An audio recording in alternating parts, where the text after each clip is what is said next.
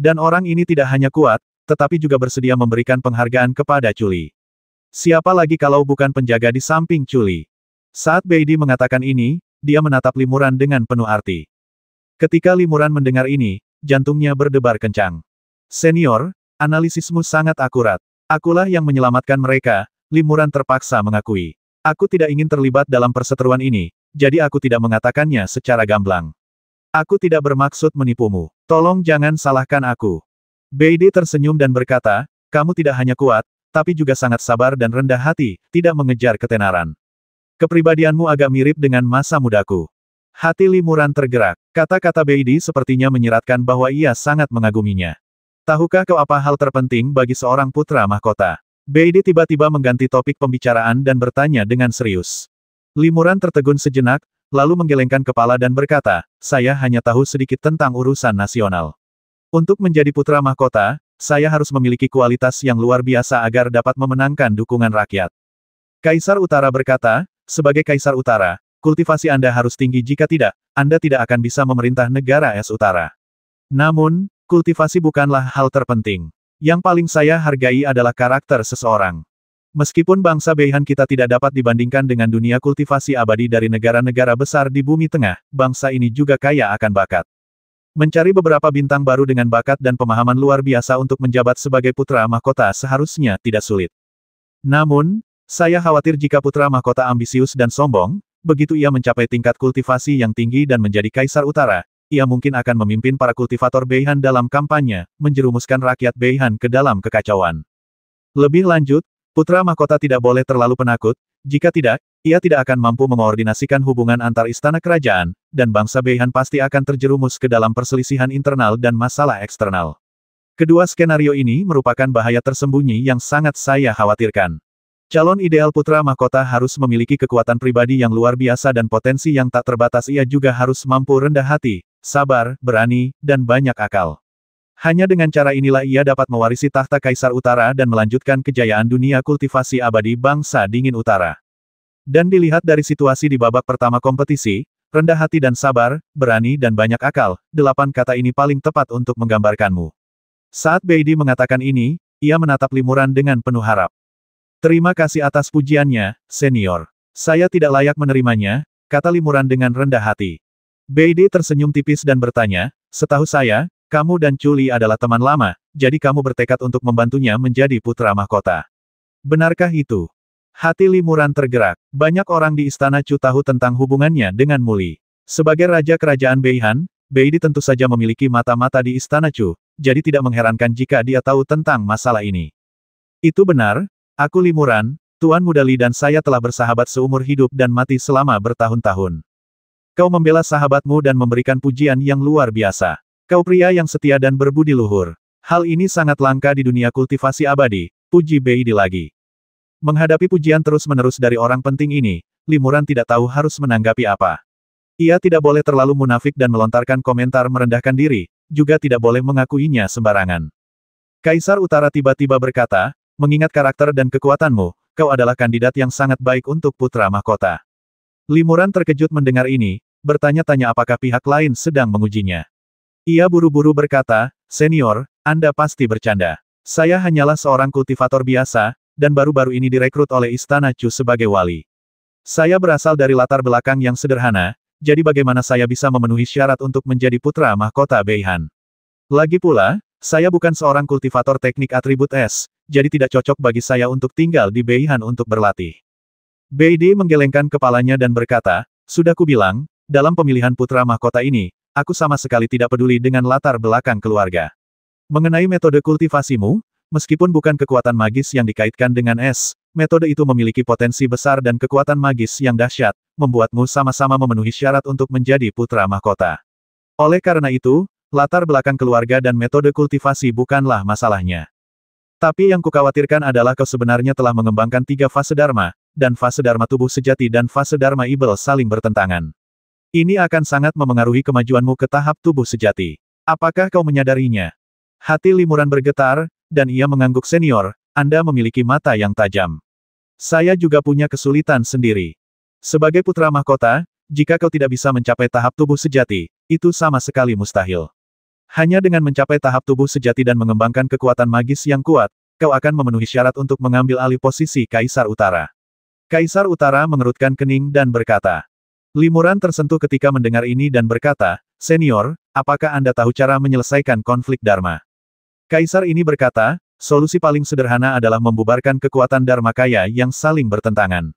Dengan cara ini, semua masalah akan terpecahkan. Meskipun Anda akan kehilangan beberapa kekuatan magis, itu lebih baik daripada kekuatan yang saling bertentangan dan tidak dapat maju ke tahap tubuh sejati. Jika Anda bersedia, saya dapat membantu Anda.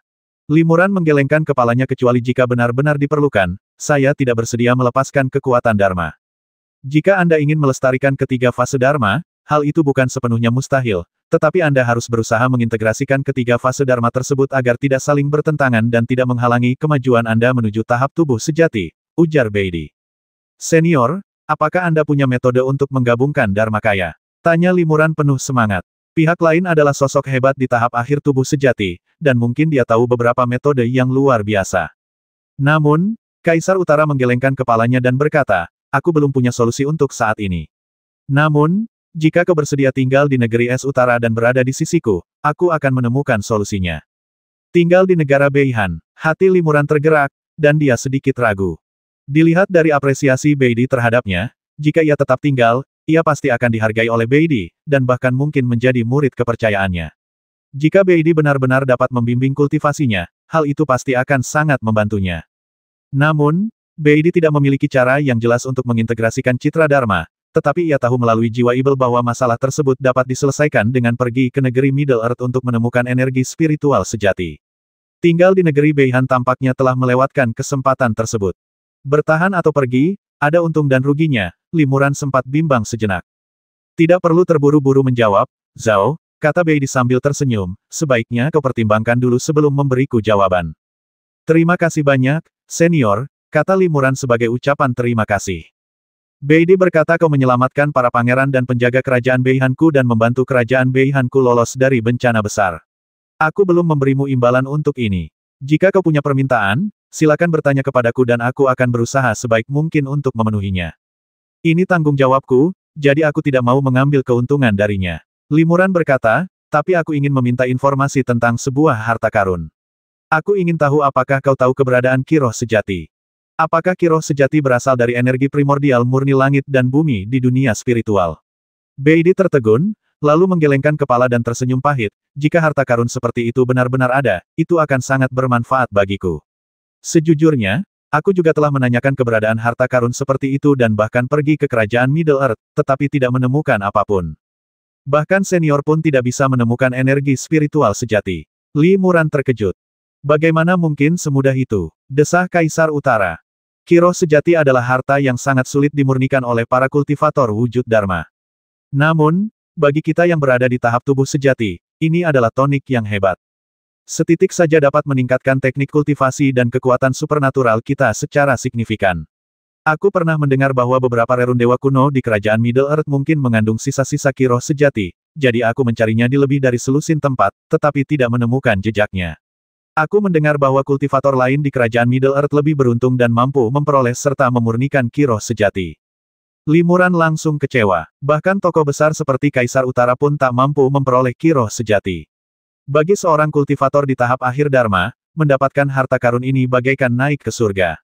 Kau tak perlu berkecil hati, saran jiwa Ibel. Ingatanku sedikit pulih akhir-akhir ini. Aku samar-samar mengingat beberapa medan perang kuno yang tak dikenal di negeri besar Middle Earth. Itu adalah lokasi pertempuran selama invasi dunia roh. Mungkin masih ada sisa-sisa energi roh sejati di sana. Saya harap begitu, kata Limuran dalam hati. Beidi tersenyum dan berkata, aku tidak bisa memberikan harta karun seperti kiroh sejati kepada pelindung Zhao. Namun, aku punya beberapa harta karun lainnya. Aku melihat pelindung Zhao memiliki pencapaian luar biasa dalam seni jimat, dan aku juga senang membuat jimat di masa kecilku. Ketika aku berkelana di negeri besar Middle Earth, aku bertemu dengan seorang ahli jimat yang mengajariku. Bimbingan dari ahli jimat itu bermanfaat bagiku sepanjang hidupku, dan aku selalu bersyukur atas kebaikannya yang telah membantuku mencapai apa yang kumiliki saat ini. Saat itu, guru Sekte Fu juga memberiku sebuah gulungan, katanya setelah memahaminya, gulungan itu akan sangat membantu dalam membuat jimat. Namun, kemudian, Aku fokus mengembangkan kekuatan magis es tertentu dan mengesampingkan seni seruling jimat, jadi aku tidak menghabiskan banyak waktu untuk memahami gulungan itu. Gulungan ini telah bersamaku selama ratusan tahun. Daripada menyembunyikannya, aku lebih suka memberikannya kepada pelindung Zhao. Saat Beidi berbicara, dia mengeluarkan kotak giok dari lengan bajunya dan menyerahkannya kepada Limuran. Limuran berterima kasih dan menerimanya. Setelah membuka kotak giok itu, ia hanya melirik gulungannya. Sebelum membukanya, ia tertegun dan berseru peta 1000 jimat. Hei, gulungan ini memang disebut gambar 1000 jimat. Mungkinkah pelindung Zhao tahu tentang harta karun ini? Tanya Beidi penasaran.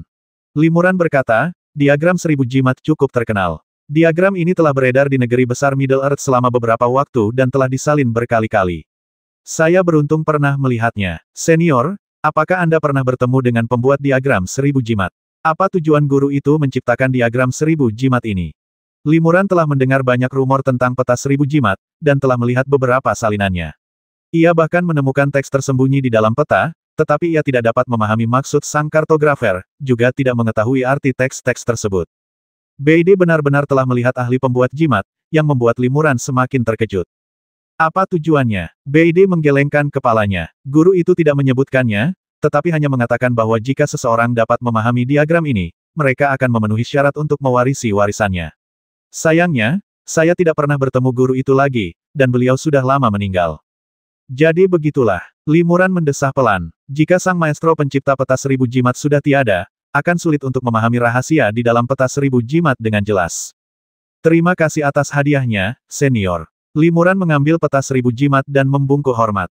Di aula samping di suatu tempat di Istana Kekaisaran, seorang lelaki tua duduk di singgasana utama, menerima laporan dari bawahannya. Lelaki tua ini memancarkan aura yang tak terpahami, ekspresinya dipenuhi keagungan tanpa amarah. Ia tak lain adalah Raja Su, salah satu dari 17 Raja Beihan. Benarkah? Raja Su terkejut setelah mendengar laporan bawahannya. Ia bertanya, apakah kau sudah tahu bahwa orang yang dipanggil Kaisar Utara bukanlah Culi, melainkan Zhao Huming, 3 Dharmakaya? Itu benar sekali. Saya sudah menggalinya dengan jelas. Sama sekali tidak ada kesalahan, kata seorang kultivator parubaya dalam fase Dharma dengan hormat. Selain itu, saya juga mengetahui dari seorang pengawal kerajaan bahwa Kaisar Utara dan Zhao Huming telah mengadakan pertemuan pribadi selama beberapa waktu. Bagaimana ini bisa benar? Raja Su tertegun dan mengerutkan kening, berpikir dengan hati-hati. Mengapa Kaisar Utara memanggil orang ini sendirian? Logikanya, seharusnya dia memanggil Culi. Raja Void bergumam pada dirinya sendiri, lagi pula, Culi telah memberikan kontribusi besar di masa lalu, dan sekarang dia telah meraih kemenangan besar di babak pertama kompetisi. Dan Zhao Huming ini, meskipun kuat, hanyalah seorang penjaga di samping Culi, dan belum pernah memberikan kontribusi apapun sebelumnya. Tiba-tiba, ekspresi Raja Void berubah, dan dia tiba-tiba membanting meja dan berdiri. Ya, memang begitu. Raja Su buru-buru bertanya kepada bawahannya, sudah berapa lama ini terjadi? Di mana Zhao Huming sekarang? Kultivator parubaya itu terdiam sejenak sebelum menjawab, kurang dari setengah batang dupa yang lalu, Kaisar Utara baru saja bertemu dengan Zhao Huming. Dengan memperhitungkan hal ini, seharusnya beliau baru saja kembali ke aula samping tempat Raja Chu berada. Baiklah, kata Raja Su, aku akan menemui Zhao Huming secara pribadi. Jangan buang waktu. Kau harus segera memanggil para pelindung Dharma untuk mengikutinya dari dekat, dan menyiapkan hadiah yang berlimpah untuk pertemuan ini. Hadiah. Kultivator parubaya itu terkejut dan berkata, Tuan Su Wang ingin bertemu Zhao Huming, jadi saya akan pergi dan memberitahunya saja. Kenapa dia harus datang sendiri, dan tidak perlu menyiapkan hadiah apapun, kan? Apa yang kau tahu? Raja Su menggelengkan kepala dan tertawa, ini kesempatan sempurna untuk menaklukkan kita. Kaisar Utara telah mengirimkan sinyal yang jelas kepada kita, para raja, dengan mengadakan pertemuan pribadi dengannya. Istana manapun yang bisa mendapatkan Zhao Huming lebih dulu akan menang dan mendapatkan keuntungan besar. Bersiaplah cepat, aku akan pergi duluan. Baik, aku akan menuruti perintahmu. Meskipun biksu parubaya itu masih sedikit bingung, ia tak berani menentang. Raja Su mengangguk, lalu segera melesat keluar dari aula samping dan terbang menuju aula samping lain di suatu tempat di istana. Pengawal kerajaan, yang memiliki status tinggi, mengawal Limuran sampai ke aula samping tempat istana Pangeran Chu berada sebelum mengucapkan selamat tinggal dan pergi. Raja Chu, Muli, dan yang lainnya telah lama menunggu di sini.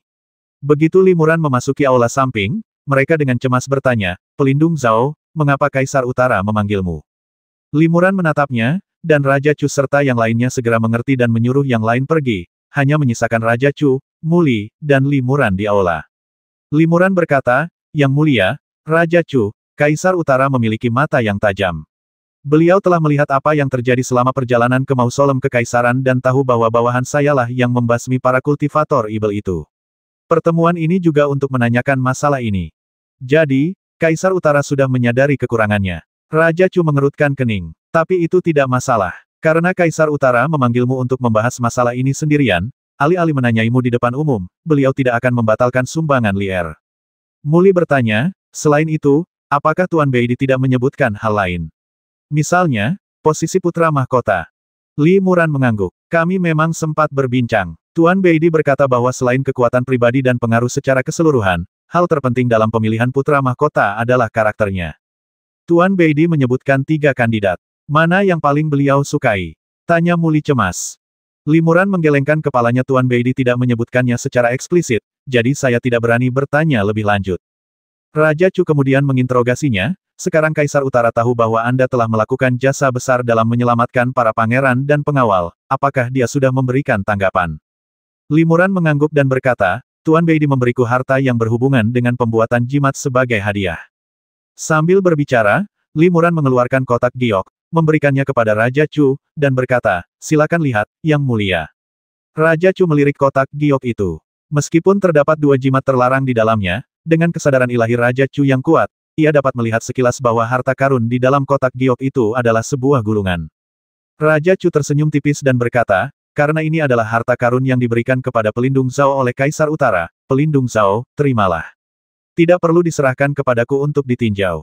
"Terima kasih, Yang Mulia Raja Chu." Li Muran menyimpan kotak giok itu. Muli masih bingung dan bergumam, "Aneh. Aku jelas-jelas memenangkan babak pertama kompetisi, jadi mengapa Kaisar Utara tidak mengatakan apa-apa?" Raja Chu menghiburnya, "Jangan khawatir, Lier. Ini baru putaran pertama kompetisi. Perebutan posisi putra mahkota masih panjang. Jangan terburu-buru mengejar kesuksesan instan." Li Muran juga ingin menghibur Muli, tetapi pada saat ini, suara lelaki tua yang kuat dan bergema tiba-tiba datang dari luar aula. "Apakah rekan Daois Chu ada di sini? Saya datang untuk memberi selamat kepada keponakan saya, Chu Li." "Pangeran Su." Raja Chu tertegun, bergumam sendiri karena terkejut. Istana Pangeran Su dianggap yang terbesar dari 17 istana di Beihan. "Aku belum banyak berinteraksi dengan Pangeran Su, tapi dia benar-benar datang untuk memberi selamat kepadaku secara pribadi dan menunjukkan niat baiknya.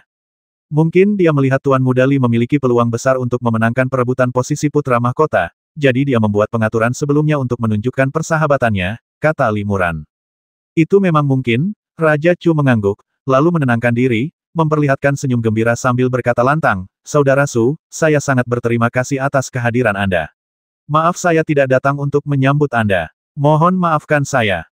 Sambil berbicara, Raja Chu juga melambaikan tangannya untuk menutup pembatas aula, dan secara pribadi pergi keluar aula bersama Muli dan yang lainnya untuk memberi salam. Semua penjaga istana Chu, termasuk Li Muran, mengikuti Muli dan yang lainnya dengan hormat dan memberi hormat kepada lelaki tua Suwang di luar istana. Raja Su tersenyum dan berkata, "Rekan Taois Chu, Anda terlalu sopan. Meskipun kita jarang berinteraksi, kita berdua adalah Raja Beihan, jadi kita adalah saudara tiri. Tidak perlu bersikap sopan saat bertemu." Raja Chu terharu. Kata-kata pihak lain jelas dimaksudkan untuk menunjukkan niat baik. Dari segi kekuatan, Raja Void adalah seorang kultivator tubuh sejati tingkat menengah yang telah lama berkecimpung, dan istana Raja Void adalah salah satu istana terbesar di Beihan. Istana Pangeran Chu hanyalah istana yang lebih kecil, dan karena Raja Void secara aktif berusaha berteman dengannya, ia tentu saja tidak akan keberatan. Raja Chu berkata dengan gembira, "Kalau begitu, mohon maafkan kami karena tidak bisa menjamu Anda dengan baik. Silakan, Saudara Su, masuklah ke istana dan mengobrol." "Silakan. Silakan." Raja Su mengangguk sambil tersenyum dan mengikuti Raja Chu ke aula utama. Muli juga mengikuti di belakang Raja kedua. Li Muran dan para pengawal lainnya, tanpa menerima instruksi yang jelas, mundur ke samping dan berdiri di luar aula, tidak berani masuk. Raja Su melirik para penjaga ini lalu berhenti pada Li Muran. "Ini pasti pelindung Zhao Huming, kan? Aku ingin tahu apakah pelindung Zhao ada waktu. Aku juga ingin bicara denganmu," kata Raja Su sambil tersenyum. Dia berbicara dengan cara yang sangat sopan, seolah-olah itu adalah diskusi antara rekan sejawat, tanpa sedikit pun kesan sebagai seorang master dalam tahap tubuh sejati. Li Muran tertegun dan hanya bisa berkata dengan hormat, "Saya tidak berani, saya ingin tahu instruksi apa yang Anda miliki, senior. Raja Chu berkata kepada Limuran, karena Raja Su ingin menemuimu, sebaiknya kau juga masuk ke istana. Ya, Limuran setuju, lalu mengikuti Muli. Mereka berempat memasuki aula bersama, sementara penjaga lainnya tetap di luar aula. Raja Su dan Raja Chu bertukar basa-basi, lalu duduk sebagai tuan rumah dan tamu, sementara Limuran dan Muli berdiri di samping. Pangeran Su memuji Muli, keponakanku tersayang, Chuli, telah meraih ketenaran luar biasa dalam beberapa tahun terakhir. Ia tidak hanya memberikan kontribusi besar beberapa tahun yang lalu, tetapi juga telah memenangkan 2 pertandingan berturut-turut dalam 2 hari terakhir, meraih kemenangan-kemenangan gemilang. Di antara semua pangeran di istana kerajaan, ia sungguh luar biasa dan memiliki masa depan yang cerah. Terima kasih atas pujianmu, senior. Aku tidak pantas menerimanya. Muli membungkuk dan menjawab dengan hormat. Bagus sekali kau bisa tetap tenang dan kalem. Ini sangat langka, puji Raja Su lagi. Raja Chu tersenyum dan berkata, Saudara Su, kalau kau ingin bertemu denganku, beritahu saja. Aku akan mengutusmu untuk mengunjungimu. Kenapa repot-repot memintamu datang sendiri? Tak seorang pun datang ke kuil tanpa alasan yang jelas, kata Raja Su sambil tersenyum, selain mengucapkan selamat kepada keponakanku, Chuli, atas kemenangan besarnya, aku punya satu permintaan sederhana lagi. Kuharap Saudara Chu dapat membantuku. Raja Chu tertegun dan berkata, Saudara Su, silakan bicara. Pangeran Su menunjuk Limuran dan berkata, saya pikir penjaga Zhao ini berbakat dan menjanjikan, jauh lebih unggul daripada para pangeran tak berguna di bawah naungan saya. Oleh karena itu, saya ingin mengangkat penjaga Zhao sebagai anak angkat saya. Saya ingin tahu apakah rekan Daois Chu dan penjaga Zhao setuju. Limuran terkejut dan tertegun. Usulan Su Wang ini terlalu tiba-tiba. Ini pertama kalinya dia menghubungi pihak lain, dan pihak lain benar-benar ingin menerimanya sebagai anak angkatnya. Raja Chu juga tertegun dan tidak tahu bagaimana harus menanggapinya untuk sesaat. Pada saat ini, 2 suara berat tiba-tiba terdengar dari luar aula. Saudara Su Wang sangat cepat, dia tiba sebelum kita berdua. Pelindung Zhao, jangan terburu-buru setuju. Istana Moku juga tertarik merekrut orang-orang berbakat. Kita akan mengangkat pelindung Zhao sebagai putra angkat kita. Statusnya tidak akan lebih rendah dari putra sulung. Itu 2 Taois, Pangeran Qi dan Pangeran Mo, kata Raja Chu dengan heran. Dari apa yang mereka maksud, sepertinya mereka juga berniat mengangkat pelindung Zhao sebagai anak angkat mereka. Sebelum Raja Chu dan yang lainnya sempat keluar dari aula untuk menyambut mereka, 2 kultivator dengan aura yang tak terduga telah melayang masuk ke aula dalam sekejap cahaya. Mereka tak lain adalah Raja Mo dan Raja Qi. Hati Limuran tergerak. Ia menyadari bahwa kedua orang ini, seperti Raja Void, adalah kultivator tahap tengah tahap tubuh sejati. Istana-istana yang mereka kuasai semuanya adalah istana-istana besar di kerajaan Beihan. Namun, para pangeran mereka tidak mampu bersaing memperebutkan posisi putra mahkota.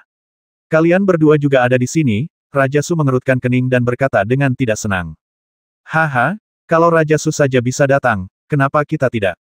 Tanya Raja Qi sambil tersenyum, lagi pula, keponakan Zhao belum memutuskan. Kenapa kita tidak mengajukan penawaran saja dan melihat apa yang dipilih keponakan Zhao?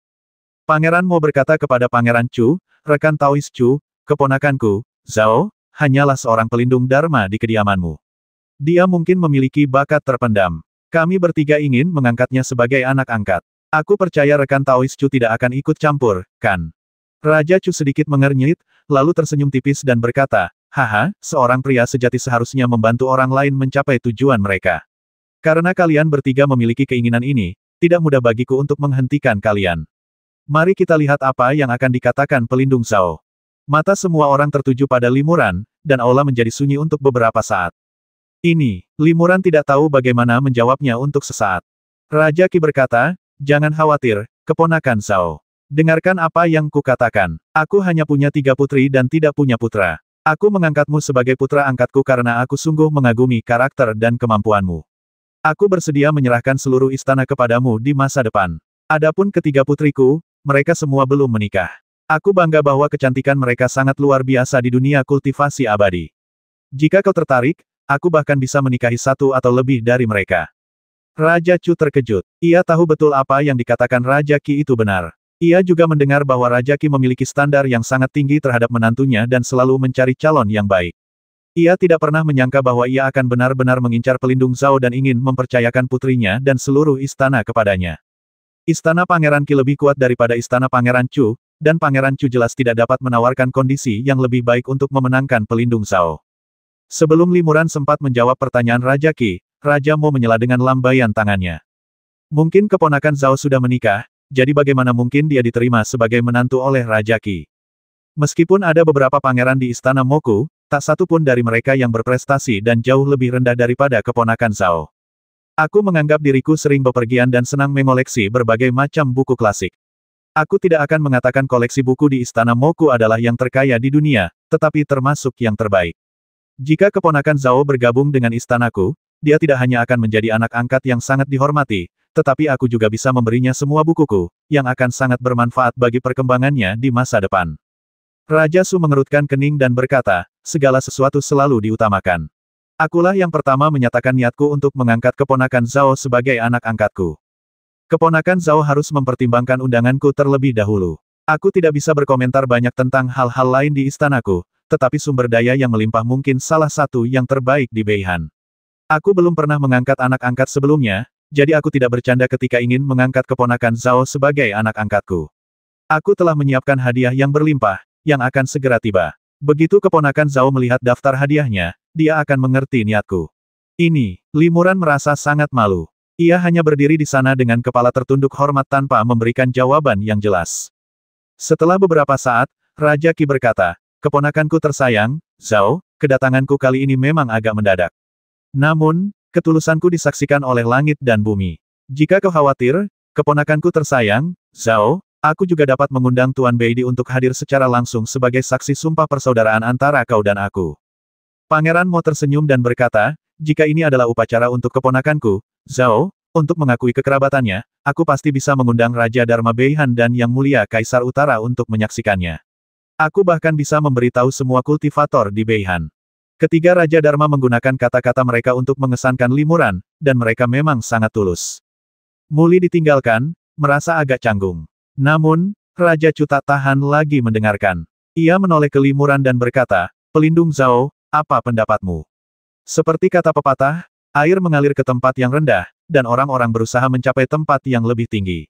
Jika kau tidak puas dengan istana ini dan ingin pindah ke istana lain, aku tidak akan menghentikanmu. Limuran merenung sejenak, lalu membungkuk hormat kepada para makhluk di panggung tubuh sejati dan berkata dengan sungguh-sungguh, terima kasih tiga senior atas kebaikan kalian.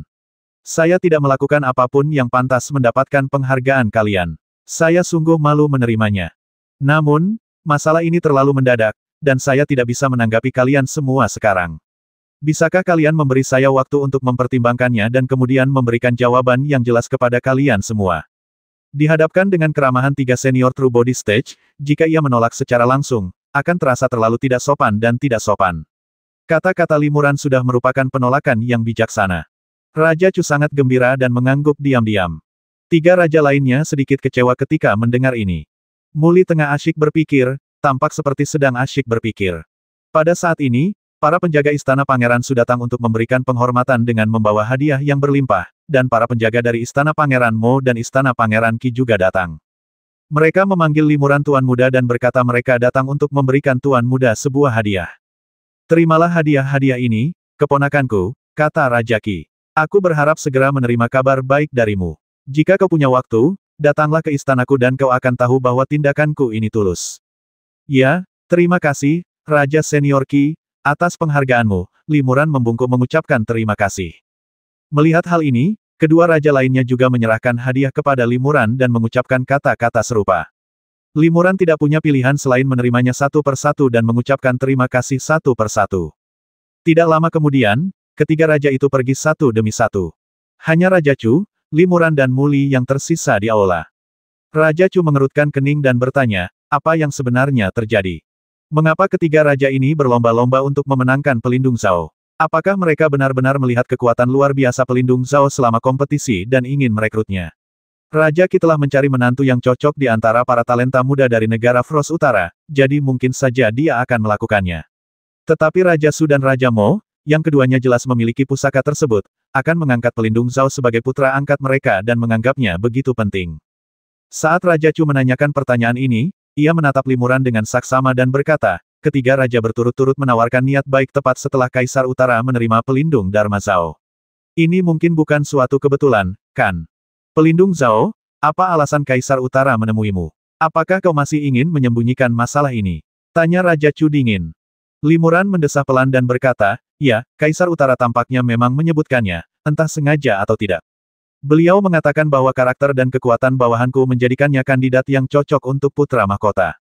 Apa? Mu Li terkejut. Tuan Beidi bermaksud menjadikan kakak senior Zhao sebagai putra mahkota. Jangan khawatir, saudara mudamu, kata Limuran. Tuan Beidi juga menyadari hal ini. Beliau berkata bahwa ketiga fase Dharma saya saling bertentangan, sehingga menyulitkan saya untuk mencapai tahap tubuh sejati. Dan, mampu mencapai tahap tubuh sejati merupakan salah satu syarat untuk menjadi putra mahkota. Oleh karena itu, saya tidak cocok untuk posisi putra mahkota. Selain itu, apa lagi yang dikatakan Kaisar Utara? Tanya Raja Chu lagi. Tuan Beidi memintaku untuk tinggal bersamanya untuk berlatih, tetapi aku belum setuju, kata Limuran. Hanya itu, tanya Mu Li bingung. Limuran mendesah pelan dan berkata, adik mudamu, aku sudah mengatakan semua yang seharusnya kukatakan. Aku tidak mengatakannya sebelumnya karena aku tidak ingin kau berpikiran liar. Mu Li mengangguk dan berkata, Saudara Zhao, aku percaya padamu. Kau tidak akan mencuri cintaku dan merebut tahtaku. Ternyata ketiga orang tua ini datang untuk putra mahkota, gumam Raja Chu sambil mengerutkan kening, lalu tidak berkata apa-apa lagi.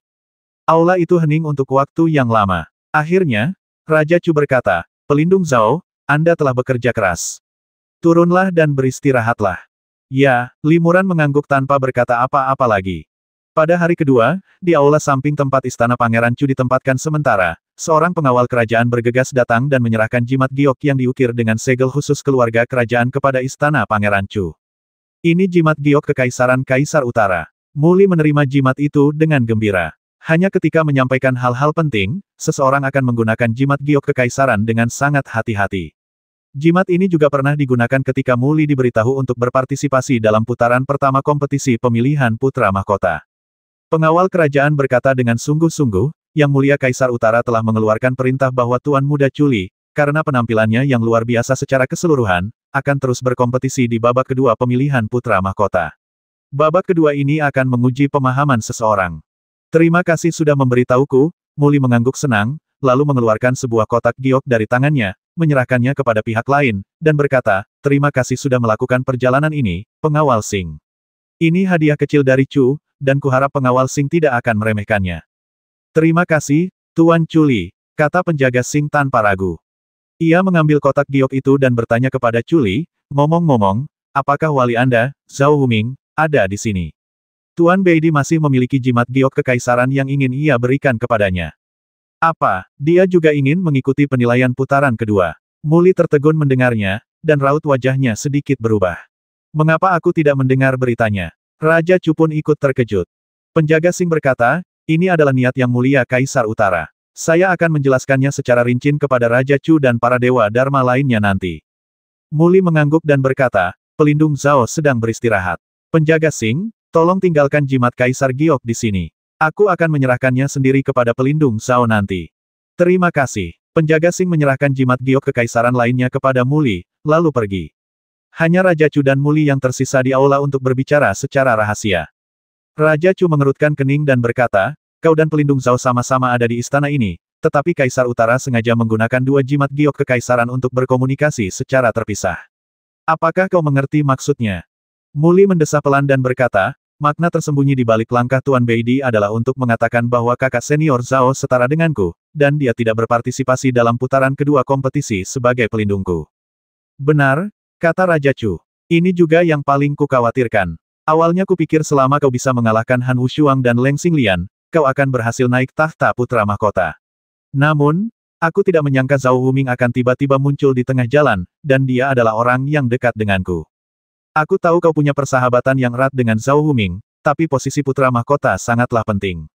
Kau tidak akan rela melepaskan posisi putra mahkota, kan? Tanya Raja Chu dingin. Tentu saja tidak, jawab Mu Li tanpa ragu. Bagus sekali, Raja Chu mengangguk, memuji, mereka yang mencapai hal-hal besar harus memiliki keberanian seperti ini. Jika kau tidak mampu bertindak, serahkan urusan ini padaku, ayahmu. Tidak, kata Mu Li buru-buru, saudara Zhao telah berjasa besar kepadaku dan merupakan sahabatku seumur hidup. Ayah, kumohon jangan ikut campur dalam masalah ini. Aku akan mengurusnya sendiri. Lebih dari 1000 mil di sebelah barat kota kekaisaran kerajaan Beihan terdapat gletser yang indah. Di tengah kegelapan malam, Di atas gunung es di Gletser, sesosok samar melayang dan mendarat di Iklo sementara yang dibangun dengan es di atas gunung es. Adik mudamu, kau di sini, kata sosok itu lembut. Dia adalah Li Muran.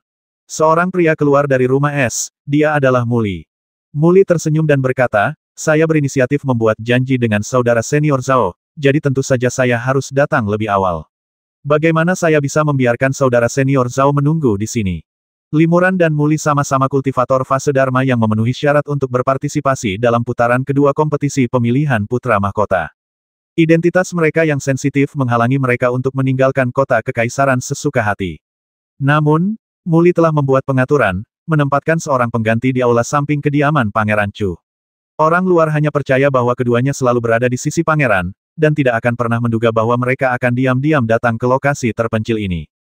Besok adalah putaran kedua kompetisi untuk pemilihan putra mahkota. Konon, isi kompetisi ini tentang pemahaman pribadi. Saya ingin tahu apakah saudara senior Zhao sudah melakukan persiapan. Tanya Muli sambil tersenyum. Li Muran menggelengkan kepalanya dan berkata, aku sudah sangat terkejut ketika diberitahu untuk berpartisipasi dalam kompetisi ini, apalagi melakukan persiapan. Adik mudamu secara khusus mengundangku ke sini, aku khawatir bukan untuk menanyakan pertanyaan ini, kan?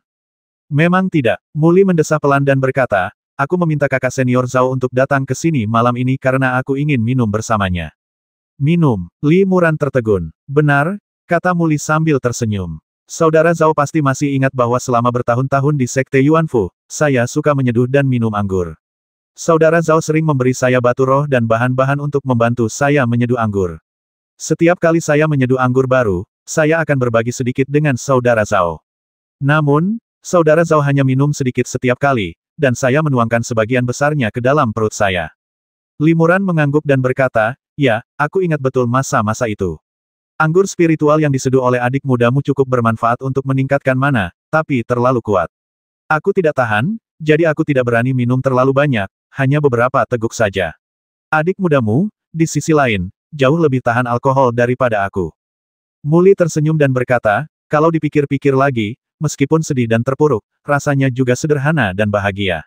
Setelah tiba di negeri Beihan, aku tekun berlatih siang dan malam, jarang punya kesempatan untuk menyeduh anggur.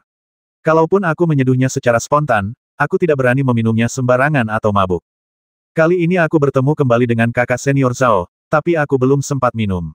Kalau aku tidak minum malam ini, aku khawatir aku tidak akan punya kesempatan lagi di masa depan. Li Muran mengerutkan kening. Mengapa kau berkata begitu, saudara mudamu? Muli menghela napas dalam-dalam dan berkata, seperti kata pepatah, begitu kau berada di dunia persilatan, kau tak punya pilihan. Sewaktu kita manusia biasa, kita selalu berpikir bahwa kultivator abadi itu kuat dan dapat bergerak bebas antara langit dan bumi. Namun, ketika kita menjadi kultivator tingkat rendah, kita menyadari bahwa kita juga memiliki banyak masalah, dan kita iri dengan status dan posisi para master senior itu. Namun, sekarang kau dan aku sudah menjadi kultivator tahap Dharma akhir, kita juga dianggap sebagai master senior di dunia kultivasi abadi saat ini, tetapi kita masih memiliki banyak kesulitan dan bahkan terpaksa melakukan hal-hal yang bertentangan dengan keinginan kita. Adik mudamu, apakah yang kau maksud adalah pemilihan putra mahkota? Li Muran mendengar makna lain yang lebih dalam dari kata-kata Muli. Benar, kata Muli serius, awalnya aku mengira kakak senior Zhao hanyalah seorang kultivator luar yang tidak ada hubungannya dengan dunia kultivasi abadi bangsa Beihan. Siapa sangka kakak senior Zhao akan terlibat dalam hal ini. Kekuatan saudara Zhao mungkin bahkan lebih besar daripada kekuatanku. Ketiga raja, termasuk Raja Qi, semuanya berlomba-lomba untuk memenangkan hati saudara Zhao. Jika dia setuju menikahi salah satu dari mereka, menjadi putra angkat Raja Dharma di tahap tengah tubuh sejati, dia akan melampauiku dalam hal dukungan. Sedangkan untuk Tuan Beidi, haha, meskipun aku telah berlatih dengannya selama beberapa tahun, dia memperlakukanku sama seperti pangeran lainnya. Malahan, dia lebih menghargai saudara Zhao. Saat ini, peluang kakak senior Zhao untuk memenangkan posisi putra mahkota jauh lebih besar daripada saya, dan jauh lebih besar daripada Han Wushuang dan pangeran-pangeran lainnya. Pangeran Qi dan yang lainnya sangat berpengetahuan. Setelah mengetahui niat Kaisar Utara, mereka bergegas untuk memenangkan hati kakak senior Zhao. Ini memanfaatkan situasi, dan jelas mereka ingin mengangkat calon penguasa bangsa Han Utara sebagai anak angkat mereka. Karena itu, begitu mereka membuka mulut, mereka menawarkan syarat yang luar biasa murah hati. Dalam hal ini, saya tidak bisa dibandingkan dengan kakak senior Zhao. Lagi pula, Beidi dan yang lainnya tahu betul bahwa kakak senior Zhao, bukan aku, Tuan Muda Culi, yang menyelamatkan para pangeran Beihan dan wali mereka dari mausolem kekaisaran. Jika Kaisar Beidi bisa menjelaskan hal ini, maka para pangeran Beihan tidak akan punya alasan untuk menentang kenaikan tahta kakak senior Zhao. Limuran berkata yang dimaksud saudara mudamu adalah bahwa jabatan putra mahkota sudah ada di tanganku. Itu belum tentu benar, kata Muli dengan bangga, karena aku ingin bersaing dengan kakak senior Zhao. Seandainya itu harta karun lain, entah itu teknik, senjata ajaib, atau bahkan wanita yang sangat cantik, selama kakak senior Zhao menyukainya, aku pasti tidak akan bersaing dengannya. Namun, posisi putra mahkota Beihan adalah sesuatu yang telah kuimpikan selama bertahun-tahun. Ini berkaitan dengan kultivasiku seumur hidup. Siapapun orangnya, aku tidak akan melepaskannya. Sekalipun itu kakak senior Zhao, aku tidak akan mundur begitu saja dari kompetisi ini. Perkataan Muli tegas dan bulat. Muli melanjutkan, jadi mulai besok, kakak senior Zhao dan aku akan bersaing. Kita bukan lagi murid yang saling mendukung. Meskipun aku berada dalam posisi yang kurang menguntungkan sekarang, demi memperebutkan posisi putra mahkota, aku akan melakukan apapun, bahkan dengan berkomplot dan bersekongkol, memasang penyergapan dan jebakan, dan bahkan menggunakan semua metode ini pada kakak senior Zhao. Kenapa kau ingin mengatakannya keras-keras? Kalau kau melakukannya diam-diam, kemungkinan besar kau akan berhasil berkomplot melawanku, kata Limuran enteng. Muli tersenyum pahit dan berkata, karena saat ini, aku masih menganggapmu sebagai saudara Zhao, sahabat hidup dan mati yang dapat kupercayai. Namun, ini hanya untuk malam ini. Setelah malam ini, semua yang kukatakan kepadamu mungkin hanya omong kosong atau bahkan jebakan yang disengaja. Limuran mengerutkan kening dan berkata dengan sungguh-sungguh, jadi malam ini adalah malam kita memutuskan hubungan. Benar, kata Muli. Malam ini adalah malam terakhir kita bisa bersaudara. Puluhan tahun yang lalu, aku menyeduh anggur berkualitas yang sangat bermanfaat untuk meningkatkan kultivasi dan merangsang potensi tubuh. Namun, anggur itu sangat kuat. Bahkan kultivator tingkat tinggi sepertiku pun akan mabuk hingga pingsan hanya setelah beberapa teguk, kehilangan akal sehat dan tidak tahu apakah mereka hidup atau mati. Karena itu, aku menamainya hidup mabuk, mimpi kematian. Anggur ini sangat berharga, dan hanya kakak senior Zhao yang memenuhi syarat untuk membiarkanku membagikannya denganmu. Nama yang bagus. Limuran tersenyum tipis dan berkata, aku akan minum-minum dengan adik mudamu. Hebat, kata Muli gembira, mari kita mabuk dan menjalani hidup yang penuh mabuk dan mimpi. Saat kita bangun, itu akan menjadi awal dari pemutusan ikatan dan kesetiaan kita, serta perebutan tahta putra mahkota. Pada saat itu, hidup dan mati akan ditentukan oleh takdir dan keahlian masing-masing orang. Jika aku tidak sebanding dengan keahlian saudara Zhao, atau bahkan mati di tangannya, aku tidak akan menyesal. Dan jika saudara Zhao jatuh ke dalam perhitunganku, aku tidak akan menunjukkan belas kasihan. Setelah Muli selesai berbicara, ia mengulurkan jarinya dengan ringan dan menjentikkannya. Seketika, kilatan cahaya pedang menebas dan menghancurkan bongkahan es berukuran sekitar 3 meter di dalam rumah es. Setelah esnya pecah, sebuah kendi anggur putih tembus pandang setinggi sekitar 1 kaki terlihat, dan samar-samar terlihat bahwa masih ada setengah kendi anggur berkualitas di dalam kendi itu. Anggur ini terasa lebih lembut dan lebih nikmat setelah didinginkan, kata Muli sambil mengeluarkan 2 mangkuk giok dan memecahkan es sambil menutup toples dengan 1 telapak tangan. Tiba-tiba aroma anggur memenuhi udara, dan hanya beberapa kali hirup saja membuat orang merasa seperti melayang di udara. Anggur ini benar-benar enak, puji Limuran lantang. Meskipun saya tidak tahu apa-apa tentang mencicipi anggur, dari aromanya saja saya tahu bahwa anggur ini luar biasa. Saudara Zhao, jangan terburu-buru memujiku. Belum terlambat untuk berkomentar setelah mencicipinya, kata Muli sambil tersenyum, lalu menuangkan setengah mangkuk Drunken Life and Dreaming of Death ke dalam 2 mangkuk giok. Anggur ini memiliki tekstur yang lembut dan jelas mengandung vitalitas surga dan bumi yang sangat menakjubkan. Silakan, Muli memimpin dalam mengambil mangkuk giok dan berkata kepada Limuran. Limuran juga mengambil mangkuk giok dan berkata sambil tersenyum silakan. Muli lalu mengangkat mangkuk giok dan meminum semuanya sekaligus. Betapa senangnya, Muli tertawa terbahak-bahak, tetapi ada sedikit kepahitan dalam tawanya. Limuran belum cukup mabuk, jadi ia hanya menyesap sedikit. Lalu ia langsung merasakan dingin yang luar biasa menjalar dari mulut dan lidahnya ke perutnya, dan lapisan es mengembun di sekujur tubuhnya. Namun, kekuatan sihir dalam tubuhnya merespons secara alami, dan darah kilin terstimulasi dengan sendirinya, menyebabkan darahnya mengalir lebih cepat dan mendidih. Lapisan es di tubuhnya tiba-tiba berubah menjadi potongan-potongan uap putih, yang bercampur dengan sedikit kotoran. Anggur ini benar-benar berkualitas tinggi, puji Limuran. Anggur ini benar-benar dapat membantu mengeluarkan kotoran dari tubuh melalui aromanya. Ini sungguh bermanfaat bagi para pembudidaya seperti kami. Belum lagi saripati surga dan bumi yang paling murni yang terkandung dalam anggur ini. Memurnikannya juga akan membawa manfaat yang signifikan. Saya khawatir kakak senior Zhao tidak bisa menahan minuman kerasnya dan akan mabuk dalam sekali teguk. Tapi sekarang tampaknya tubuh dan pikiran kakak senior Zhao sangat kuat dan dia tidak akan mudah mabuk. Saya terlalu khawatir, kata Muli sambil tersenyum. Limuran berkata, meski begitu, aku masih belum bisa minum seperti adik mudamu, jadi aku hanya bisa menikmatinya sedikit-sedikit. Bagaimana kalau begini untuk setiap tegukan yang kuminum, adik mudamu akan minum semangkuk. Kita lihat siapa yang mabuk duluan, bagaimana? Muli menggelengkan kepalanya berulang kali itu tidak akan berhasil. Kalau aku minum satu mangkuk, kakak senior Zhao hanya akan minum seteguk.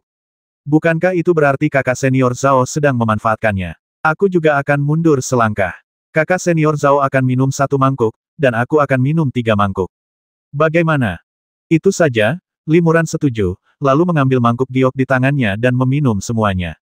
Anggur yang baik, puji Limuran berulang kali, dan pada saat yang sama awan kabut putih besar mengepul dari tubuhnya. Muli tertegun sejenak, lalu tersenyum pahit dan berkata, ternyata toleransi alkohol kakak senior Zhao begitu luar biasa, aku tertipu. Meskipun Muli mengaku tertipu, ia tetap menaati perjanjian dan menuangkan 2 mangkuk anggur berturut-turut dan meminum keduanya. Ayo lagi, teriak Muli, merasa agak mabuk. Es dingin tiba-tiba bertiup, dan Muli yang sedang tidur tiba-tiba terbangun. Masih tercium bau alkohol yang kuat di sekujur tubuhnya, dan wajahnya memerah karena alkohol. Bagaimanapun, ia adalah seorang kultivator tingkat tinggi di tahap akhir dharma. Muli hanya perlu berlatih beberapa teknik, dan mabuknya langsung hilang. Bau alkohol yang menguar dari tubuhnya pun berubah menjadi kabut putih dan menguap. Muli melihat sekeliling tetapi tidak melihat Limuran. Kakak senior Zhao ternyata bangun lebih pagi dariku dan meninggal lebih dulu, gumam Muli. Tadi malam, ia dan Limuran minum sepuasnya. Setelah beberapa putaran anggur, mereka merasa seperti sedang bermimpi dan tidak tahu apakah itu kenyataan atau fantasi. Ia bahkan tidak ingat kapan ia mabuk. Pasti kakak senior Zhao yang membantuku ke istana es. Muli bergumam dalam hati, dia benar-benar memenangkan kontes minum ini. Meskipun dia bangun lebih dulu, dia tidak membasmiku. Ini menunjukkan kesetiaannya. Ini tidak mengejutkan. Jika dia ingin membasmiku, dia pasti punya banyak kesempatan. Kenapa harus menunggu sampai sekarang? Tapi setelah hari ini, aku khawatir akan ada lapisan-lapisan kerenggangan antara aku dan dia, dan kami tidak akan bisa minum sebebas ini lagi. Setelah Muli menghela napas, dia hendak meninggalkan rumah es ketika dia tiba-tiba melihat selembar kertas jimat di bawah toples anggur kosong. Muli tertegun, lalu mengulurkan tangannya dan meraih udara. Dengan embusan angin, dia menangkap kertas jimat di tangannya. Ini adalah selembar kertas jimat biasa tingkat rendah, tetapi tidak ada rune yang tergambar di atasnya. Sebaliknya, 4 karakter besar ditulis dengan cinabar. Sampai jumpa lagi. Ini tulisan tangan saudara Zhao, kata Muli bingung. Apa maksudnya sampai jumpa lagi? Apakah itu berarti persahabatan kita telah berakhir?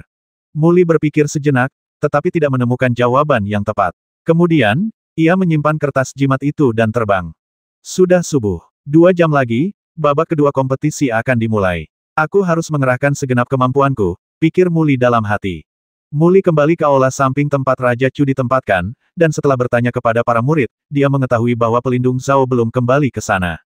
Memang benar zaman sudah berbeda. Dia sekarang bisa meninggalkan istana Chu sepenuhnya dan tidak perlu kembali ke sini. Entah dia pergi ke istana Qi atau istana Su, itu jauh lebih baik daripada tinggal di sini, desah Muli dalam hati. Ketika Raja Chu melihat Muli kembali, dia tidak bertanya apa-apa, tetapi hanya mengangguk dan menyuruhnya untuk berkompetisi dengan sepenuh hati. Siang harinya, Muli, Raja Chu, dan yang lainnya tiba di Istana Bingqing yang ditunjuk oleh Kaisar Utara, siap untuk memulai babak kedua kompetisi. Han Wushuang dari Istana Han dan Leng Xinglian dari Istana Qi juga tiba di sana. Kenapa kakak senior Zhao tidak ada di sini? Muli tertegun. Ia pikir Limuran sudah sampai di sini. Aneh sekali Raja Qi, Raja Su, dan yang lainnya juga ada di sini. Jika kakak senior Zhao sudah bergabung dengan mereka, seharusnya dia ikut. Kenapa dia tidak muncul saat kompetisi akan dimulai? Muli semakin bingung. Rekan Taois Chu, kudengar pelindung keluargamu, Zhao Wuming, juga diundang oleh Kaisar Utara untuk berpartisipasi di babak kedua kompetisi. Kenapa dia belum muncul? Tanya Raja Feng. Raja Chu menggelengkan kepalanya dan berkata, aku, Chu, juga tidak tahu apa-apa. mungkinkah rekan Daois Chu takut keponakan Zhao akan mengancam posisi putramu sebagai putra mahkota, jadi dia diam-diam membasminya. Raja Qi mendengus dingin. Wajah Raja Chu berubah, dan ia segera membela diri, meskipun Zhao hanyalah seorang kultivator fase Dharma, ia telah disayangi dan dihormati oleh Kaisar Utara dan rekan-rekan Taoisnya. Aku tidak berani menyakitinya. Lagi pula, aku dan dia adalah sahabat seumur hidup. Sekalipun aku ingin melakukannya, aku tidak akan setuju. Semoga saja begitu. Jika kita tahu rekan Daois Chu telah melakukan kesalahan, bukan hanya putramu tidak akan pernah bisa mendapatkan dukungan kita dan memenangkan posisi putra mahkota, tetapi beberapa istana kerajaan kita juga akan bersatu untuk menghukum istana Chu atas perbuatan kotornya, kata Raja Qi dengan dingin. Raja Su juga menggema dengan ekspresi serius, ya, persaingan untuk posisi putra mahkota memang ketat, tetapi kita sudah sepakat bahwa tidak ada pihak yang boleh mencelakai kandidat. Jika tidak, mereka akan diserang oleh semua orang. Meskipun keponakanku, Zhao, secara nominal masih menjadi pelindung istana Chu, jika rekan Daois Chu mencelakainya, itu akan melanggar perjanjian kita. Dengan begitu, istana Chu mungkin tidak akan diterima di dunia kultivasi kerajaan Beihan. Raja Chu tersenyum dan berkata, yakinlah, rekan-rekan Taois, aku tidak akan pernah melakukan hal yang begitu tidak adil atau tidak adil. Putraku sedang berjuang untuk posisi putra mahkota, dan dia akan melakukannya dengan jujur dan dengan kekuatannya sendiri. Dia tidak akan pernah menggunakan tipu daya. Saya berharap rekan Daois Chu akan mengamalkan apa yang beliau ajarkan. Bahkan Raja Li, yang sangat rendah hati dan selalu menjauhi urusan orang lain, memiliki kekhawatiran serupa. Raja Qi berkata, keponakan Zhao dan keponakan Chu Li keduanya merupakan pesaing kuat untuk posisi putra mahkota. Akan agak merepotkan bagi mereka untuk tinggal di istana yang sama. Menurut pendapatku, akan lebih baik bagi keponakan Zhao untuk meninggalkan istana Chu untuk sementara waktu dan tinggal di istanaku. Bagaimana pendapat kalian, rekan-rekan Taois? Raja Su tertawa dan berkata, haha, aku tahu persis apa yang sedang direncanakan Saudara Qi. Aku khawatir Saudara Qi ingin memanfaatkan kesempatan ini agar keponakan Zhao dan putrimu bisa lebih sering berhubungan. Jika ada percikan api, Saudara Qi akan bisa memiliki menantu yang baik. Raja Qi tidak menyangkalnya. Ia berkata, lalu kenapa? Apakah menjadi menantuku lebih buruk daripada menjadi wali istana Pangeran Chu? Semua orang tertawa terbahak-bahak saat mendengar ini, dan Raja Chu juga ikut tertawa sedikit canggung.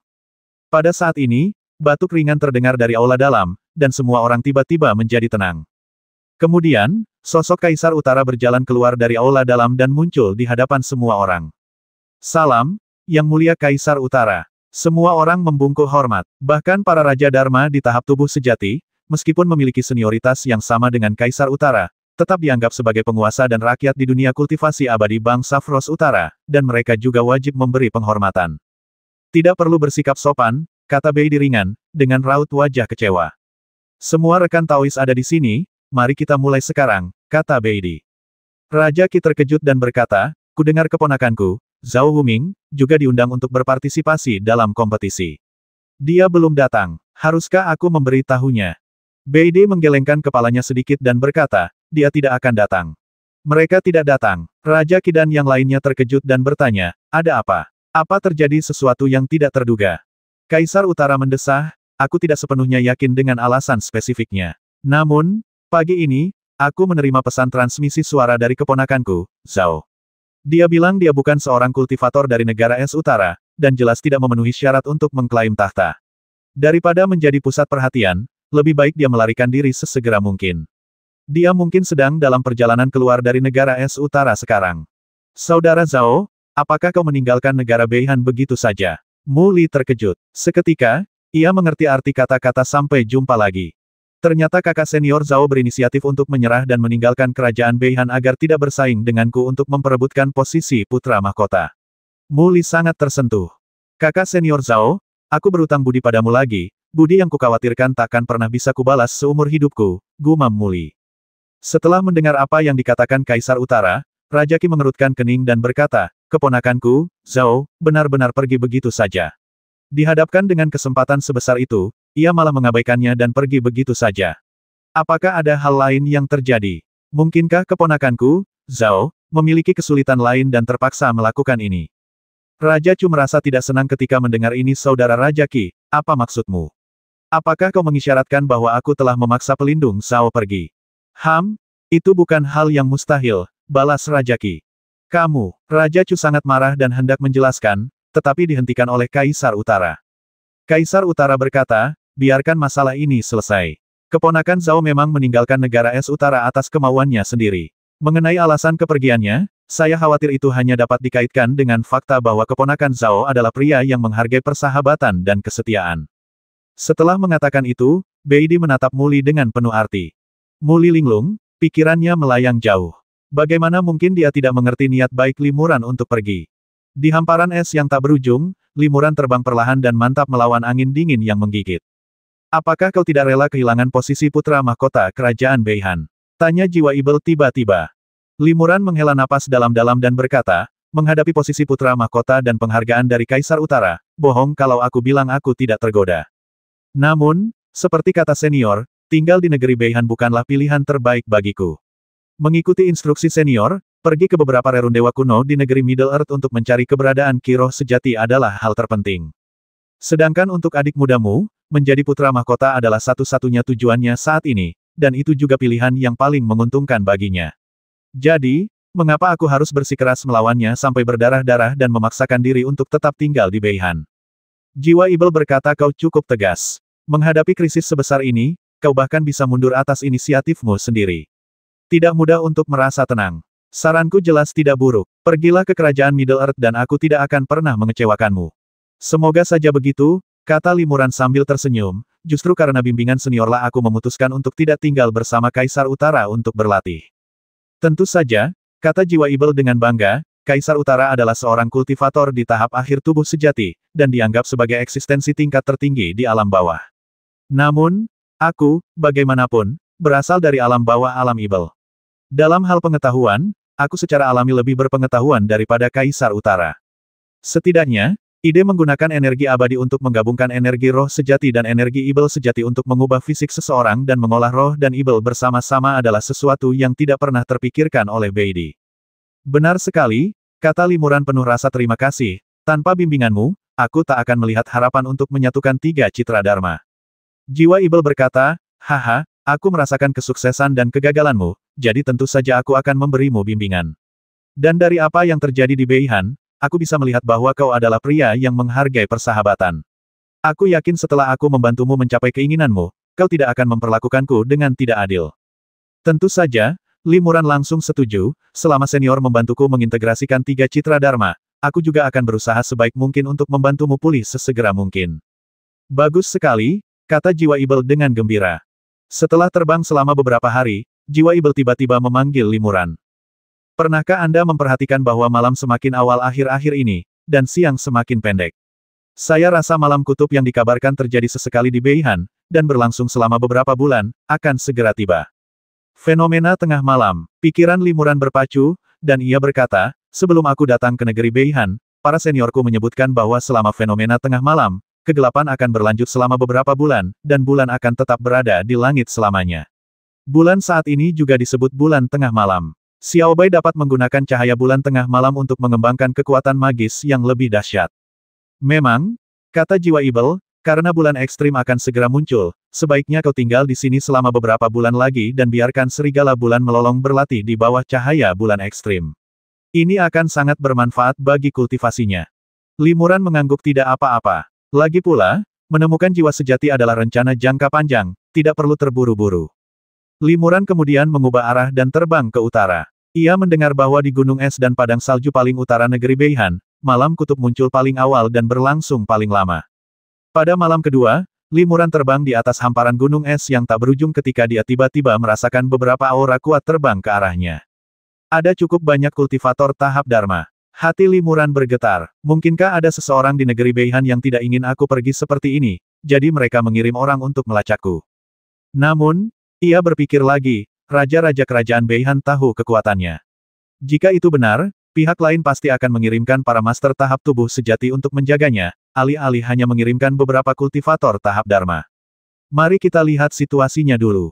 Limuran berpikir, dan diam-diam ia melatih kemampuannya. Cahaya hitam samar muncul dari tubuhnya, menyelimuti seluruh tubuhnya. Cahaya hitam itu berkelebat, lalu perlahan menyatu dengan malam di sekitarnya. Sesaat kemudian, cahaya hitam dan Limuran di dalamnya menghilang ke dalam kegelapan malam. Sesaat kemudian, 4 atau 5 kultivator terbang melintas dari jarak beberapa ratus kaki. Di depan adalah seorang kultivator wanita berjubah putih lebih dari 1000 kaki di belakangnya, 4 kultivator berbaju zirah emas membuntuti mereka. Mereka semua adalah kultivator tahap Dharma akhir. Jadi mereka mengejar kultivator perempuan ini. Limuran merasa lega, pihak lain tidak mengejarnya. Sang kultivator wanita tampak sedikit terluka, dan kecepatan terbangnya makin melambat, tetapi orang-orang yang mengejarnya terbang makin cepat, dan jarak di antara mereka pun berangsur-angsur mengecil.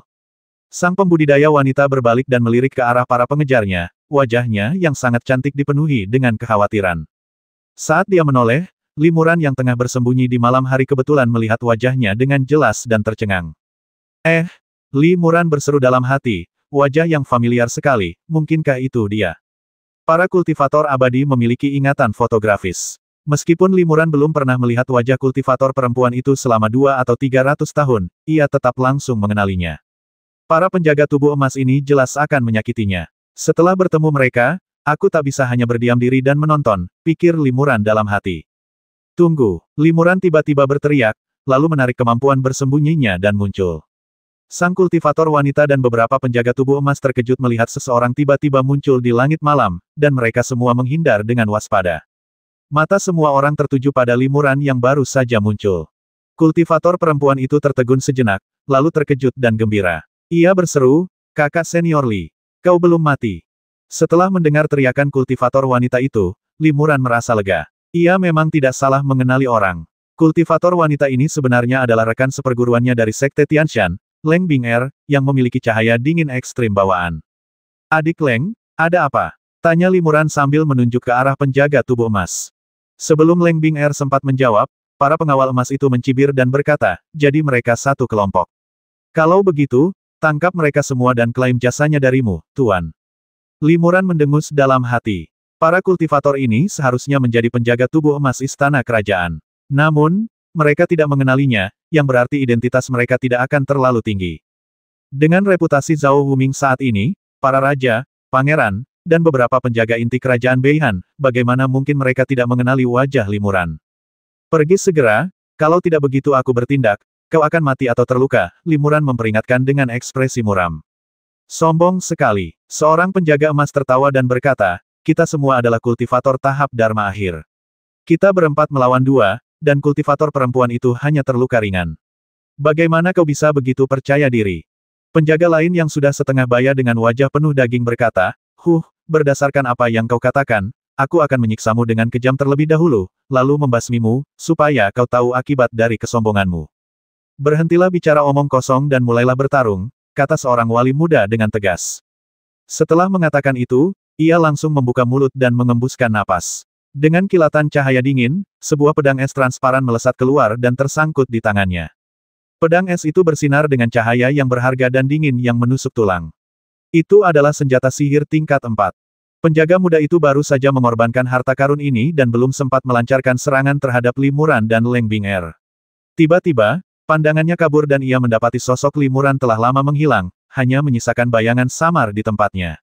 Segera setelah itu, beberapa suara Swiss terdengar di sekitarnya, dan beberapa cahaya hitam dengan kecepatan yang sangat tinggi dan sulit dideteksi tampak samar dan bergerak di antara para penjaga tubuh emas ini.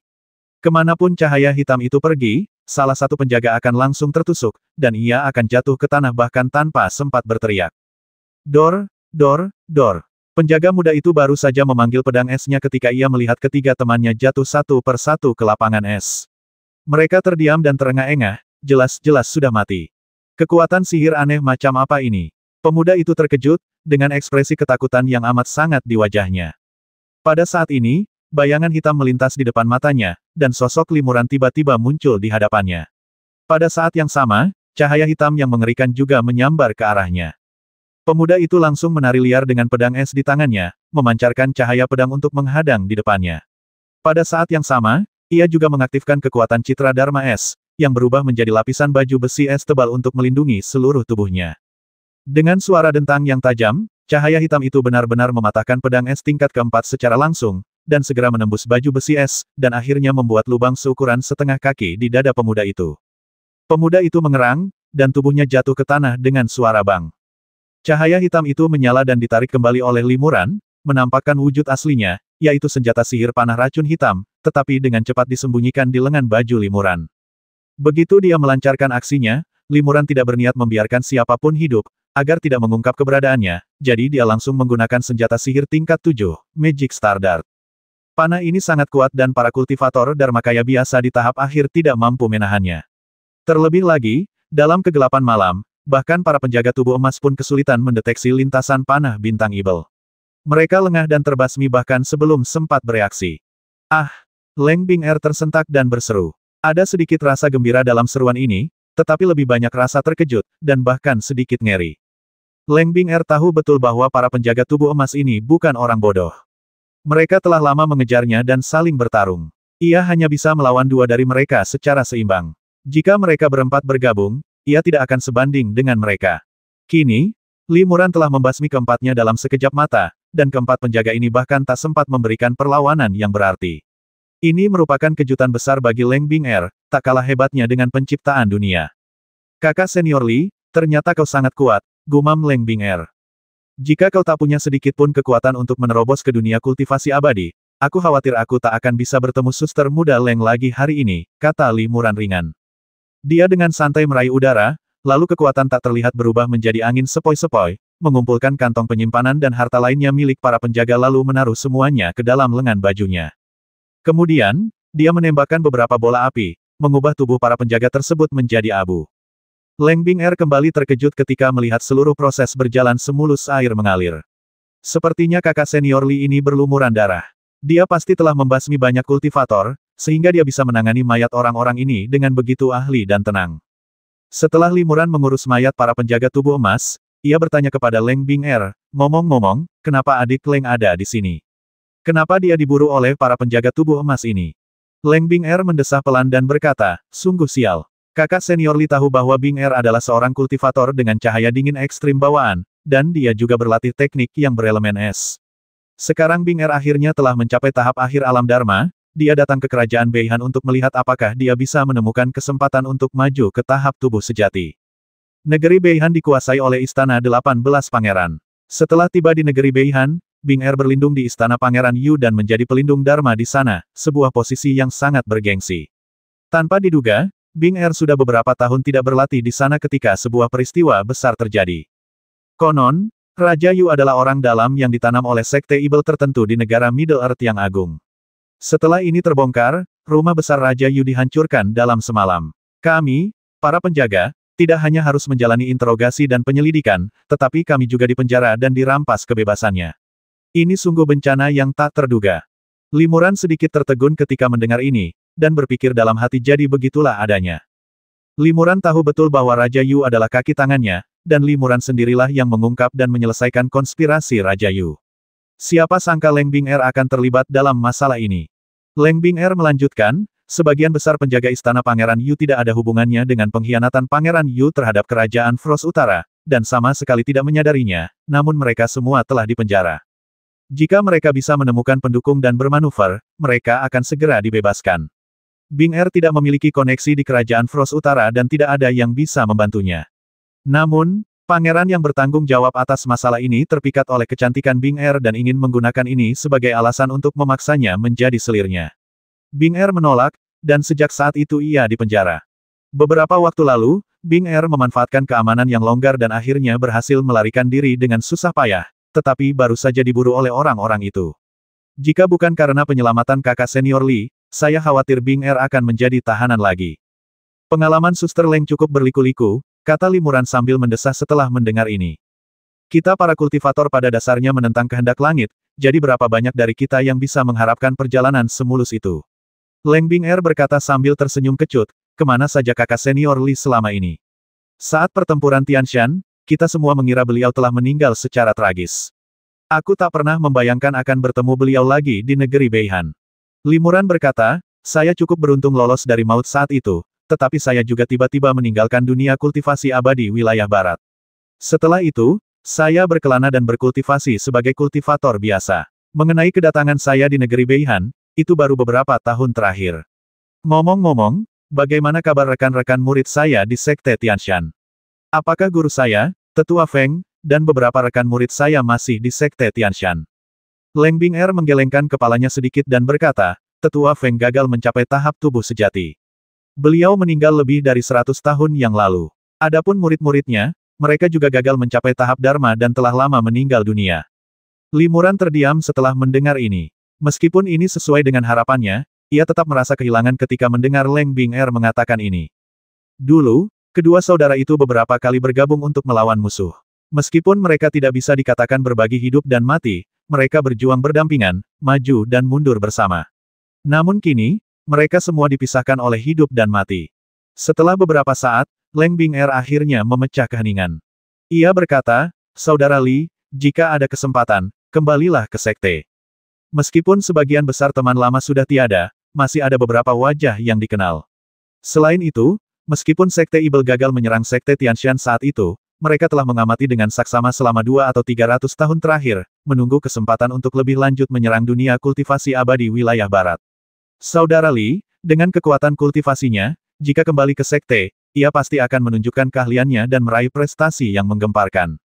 Limuran mengangguk tanpa berkomentar. Setelah ragu sejenak, ia berkata, "Karena suster muda Leng telah melarikan diri, dia pasti dicari.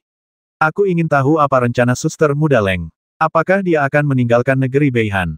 Bing'er tidak akan pergi untuk sementara waktu. Leng Bing'er menggelengkan kepalanya tanpa ragu dan berkata, "Lingkungan negeri Beihan memang cocok untuk kultivator seperti kami yang mempraktikkan teknik kultivasi atribut es. Bagi kultivator seperti kami di tahap Dharma akhir, peluang untuk maju ke tahap tubuh sejati sangat tipis. Hanya di lingkungan inilah Bing'er mungkin menemukan kesempatan untuk maju. Jadi, meskipun aku dibutuhkan, aku akan mengambil risiko dan tetap tinggal.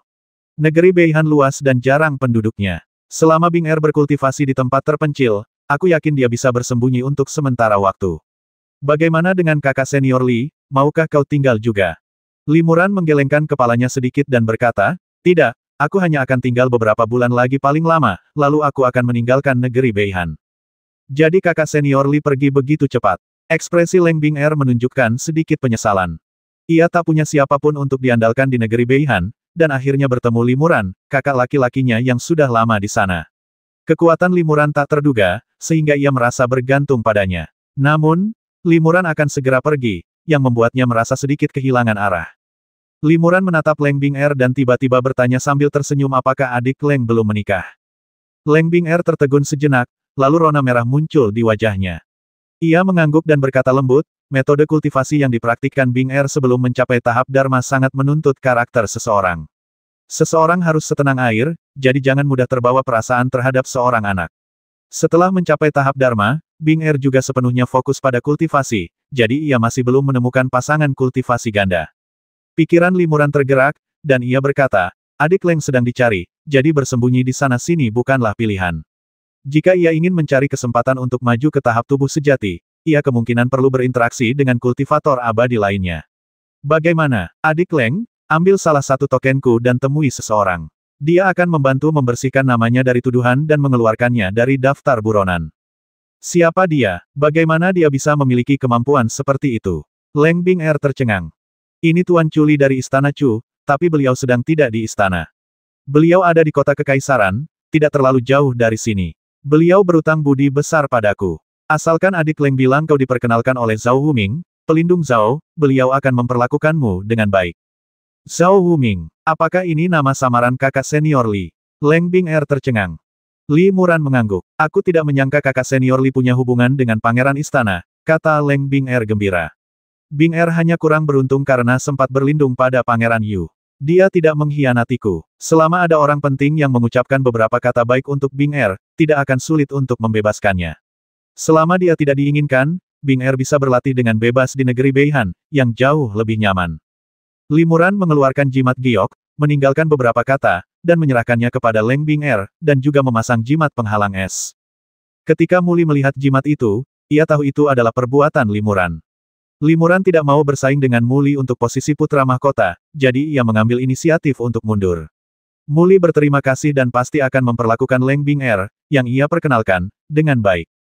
Leng Bing'er mengambil jimat giok dan mengucapkan terima kasih berulang kali. Tempat ini masih ribuan mil jauhnya dari kota Kekaisaran. Karena berbagai alasan, aku tidak bisa mengantarmu. Saudari muda Leng, hati-hati di jalan, Limuran mengingatkan. Ya, terima kasih, kakak senior Li, sampai jumpa. Leng Bing'er mengucapkan terima kasih dan berpamitan. Meskipun agak enggan pergi, ia justru lebih bersemangat dan penuh harap. Limuran memperhatikan sosok Leng Bing'er berangsur-angsur menghilang di kejauhan, lalu dia mendesah pelan, berbalik dan terus terbang ke utara. Gadis ini cantik sekali, dan dia sedang dalam kondisi paling rapuh dan tak berdaya. Jika kau mengambil kesempatan untuk merawatnya dan mengucapkan kata-kata manis padanya, kau pasti akan memenangkan hatinya. Kau tidak memanfaatkan kesempatan sebaik ini, tapi membiarkannya pergi begitu saja. Kau benar-benar tidak romantis. Pantas saja kau belum punya pasangan, kata jiwa Ibel dengan nada menyesal. Limuran tersenyum dan berkata, Senior, bagaimana Anda tahu bahwa saya tidak punya pasangan? Mungkinkah itu benar? Kenapa aku tidak pernah mendengarmu menyebutkannya? Tanya Mohun heran. Aku memang pernah punya pasangan, tapi itu saat aku masih fana, pasangan di dunia sekuler. Sekarang setelah aku melepaskan hasrat fanaku, tentu saja aku tidak akan menyebutkannya padamu tanpa alasan, kata Limuran. Sedangkan untuk dunia abadi, ada orang-orang yang bisa menarik hatiku, tapi kesempatan itu belum tiba. Gadis itu tadi dalam kondisi yang sangat baik dalam segala hal, dan dia sungguh menyedihkan. Aku merasa kasihan padanya, tetapi kau sama sekali tidak tergerak. Aku benar-benar tidak tahu kecantikan macam apa yang bisa membuatmu jatuh cinta padanya, gumam jiwa Ibel itu. Limuran tersenyum pahit dan tetap diam. Beberapa hari kemudian, Limuran tiba di hamparan es dan salju putih yang luas. Negeri dingin utara memang luas, tetapi sebagian besarnya jarang penduduk. Hamparan es dan salju paling utara ini adalah tanah tandus, tanpa vegetasi, tanpa permukiman, kota, atau desa. Limuran menelusuri daerah itu sejauh ratusan mil, tetapi tidak menemukan jejak kultivator manusia, hanya beberapa jejak binatang Ibel. Tampaknya tempat ini memang sangat terpencil dan tandus. Limuran sangat senang dengan hal ini. Ia memanggil pedang pemburu jiwa dan mengayunkannya beberapa kali, melepaskan serangkaian bilah tajam. Ia dengan mudah melubangi bagian dalam gunung es besar, membentuk gua sementara yang sederhana. Limuran juga memasang banyak susunan sihir di sekitar gua, yang berfungsi sebagai tempat berlindung selama beberapa bulan ke depan. Dalam beberapa hari berikutnya, hari-hari menjadi semakin pendek, dan bulan muncul lebih awal di langit tetapi enggan terbenam. Akhirnya, setelah setengah bulan, siang hari menghilang dan wilayah itu memasuki malam kutub.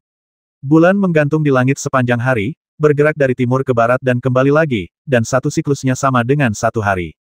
Limuran juga samar-samar merasakan bahwa cahaya bulan kali ini tampak sedikit berbeda dari biasanya, tetapi dia tidak tahu pasti apa perbedaannya. Tingkah laku Xiaobai sangat berbeda. Setelah malam kutub muncul, Xiaobai menjadi sangat bersemangat dan gelisah, auranya memancarkan aura yang luar biasa ganas, seolah-olah seluruh potensinya telah dikerahkan. Setiap hari saat bulan berada tinggi di langit, Xiaobai mandi dalam cahaya bulan dan dengan rakus menyerap esensi yang terkandung dalam cahaya bulan. Setiap kali menyerap cukup cahaya bulan, cahaya hitam redup akan muncul di permukaan tubuhnya, yang jelas-jelas berubah dari energi Ibel yang sangat murni. Menurut jiwa Ibel, Xiaobai dapat menyerap esensi langit dan bumi yang terkandung dalam cahaya bulan ekstrim, memurnikannya menjadi energi dan kekuatan magisnya sendiri, dan menempa tubuh serigala Ibel. Jika ia berhasil mencapai kesuksesan besar, ia akan mampu memurnikan tubuh Ibel gerhana bulan, tubuh Ibel yang langka namun sangat kuat di dunia Ibel.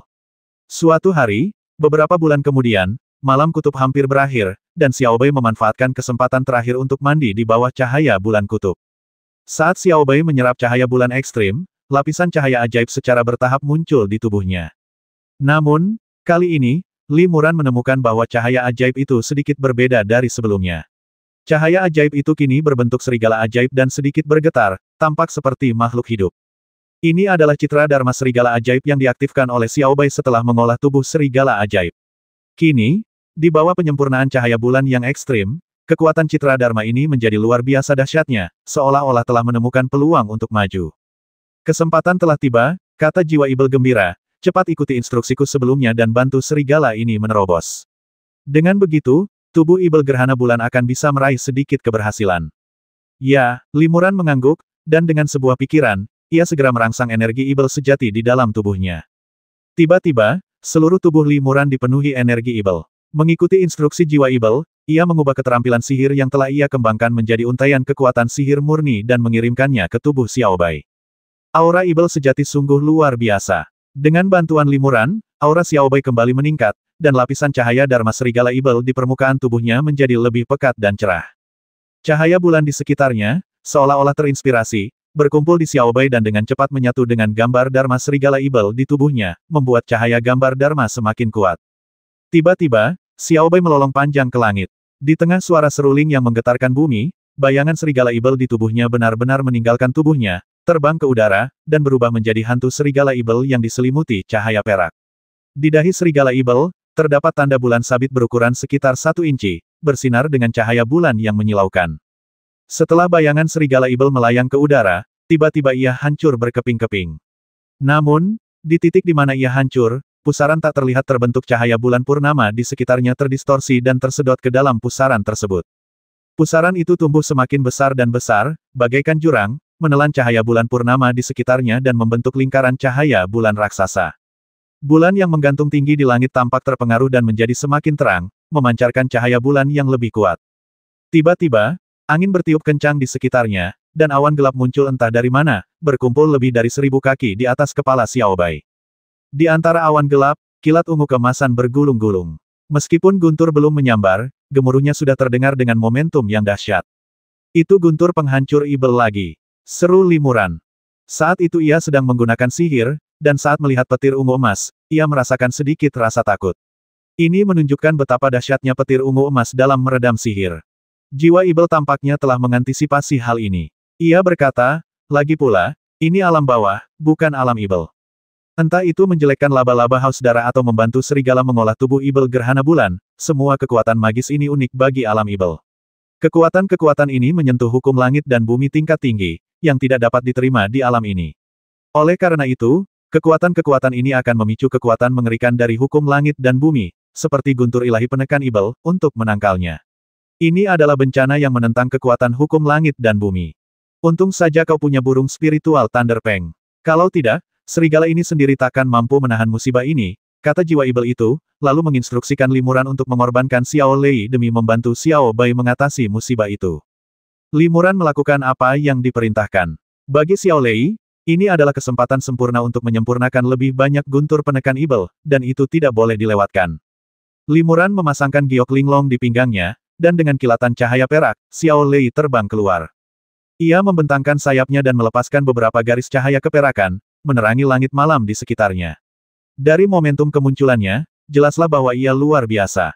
Tanpa menunggu perintah Limuran, Xiao Lei merasakan kekuatan guntur surgawi berwarna ungu emas bergulir di awan gelap di atas kepalanya. Little Thunder bahkan tidak menunggu guntur ungu kemasan menyambar, melainkan berinisiatif terbang mendekati awan gelap. Dengan kepakan sayapnya, angin kencang bertiup, bahkan mengelupas sebagian kecil awan gelap itu. Kekuatan guntur surgawi berwarna ungu emas yang terkandung dalam kepingan kecil awan gelap ini kemudian digosokkan oleh cakarnya menjadi bola guntur berukuran sekitar 1 kaki, lalu ditelan ke dalam perutnya dengan sekali teguk. Xiao Lei telah menyempurnakan beberapa guntur dewa penekan ibel, jadi menyempurnakannya kali ini lebih mudah. Setelah beberapa saat, cahaya bulan kutub yang berputar dalam pusaran tak kasat mata telah mencapai saturasi, membentuk lingkaran cahaya bulan yang besar di langit malam, seperti bulan kedua.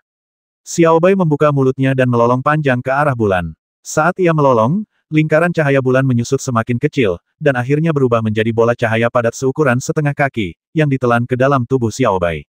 Begitu bola cahaya kental dari bulan purnama memasuki tubuh Xiao Bai, aura pekat hantu serigala ibel langsung muncul di tubuhnya.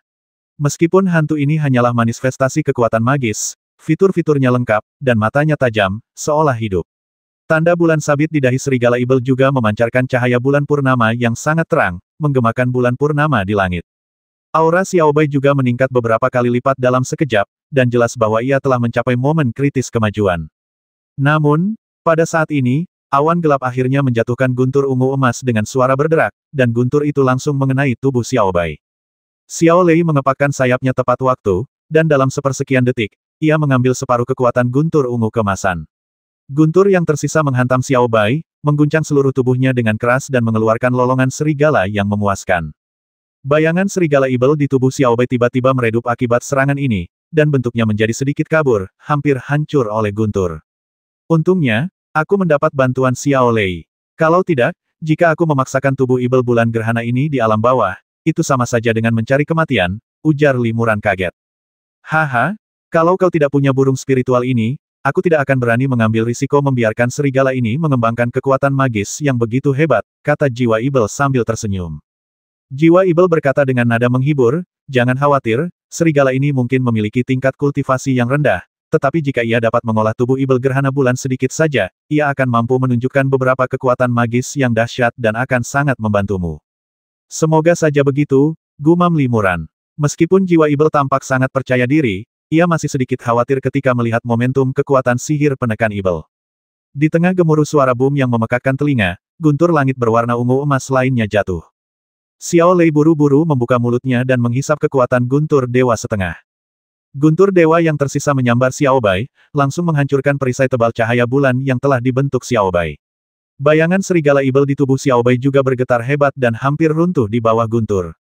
Suara ini agak terlalu kuat, Limuran mengerutkan kening. Ini adalah hamparan es dan salju yang tak berujung. Guntur di langit mungkin bisa dirasakan dengan jelas hingga ribuan mil jauhnya. Tidak apa-apa, kata jiwa ibel. Tempat ini sangat terpencil, dan kau sudah menjelajahi sekitarnya. Tidak ada kultivator yang berlatih di dekat sini, jadi mereka tidak akan menyadari fenomena guntur emas. Bahkan jika seorang kultivator tingkat rendah kebetulan lewat dan melihat pemandangan ini, mereka tidak akan berani mendekat dengan gegabah. Itu tidak akan memengaruhi kemajuan Xiao Bai. Begitu Mohun selesai berbicara, wajah Limuran berubah. Ia berbalik dan menatap langit, lalu berkata, "Oh tidak. Beberapa aura kuat sedang mendekat dengan cepat, jelas tertarik oleh gerakan besar ini." "Bagaimana ini bisa terjadi?" tanya Mohun heran, mungkinkah sekelompok biksu kebetulan lewat di dekat sini? Ini terlalu kebetulan. Itu bukan seorang kultivator. Limuran mengerahkan seluruh kekuatannya untuk merasakan aura yang mendekat dari kejauhan, lalu berkata, itu pasti binatang ibel tingkat tinggi. Binatang ibel. Jiwa ibel itu tiba-tiba menyadari begitu. Ini tidak terlalu mengejutkan. Kau pernah melihat beberapa jejak monster sebelumnya, yang menunjukkan bahwa monster itu ada di sini. Namun, monster-monster ini tidak berani mendekat ketika mereka melihat kekuatan guntur ilahi. Itu bukan masalah besar. Sesaat kemudian, beberapa awan dingin melayang di langit yang jauh. Limuran menggunakan teknik pupil gelap untuk melihat sosok samar beberapa singa burung hantu salju di awan dingin. Mereka pasti monster level 6 atau 7.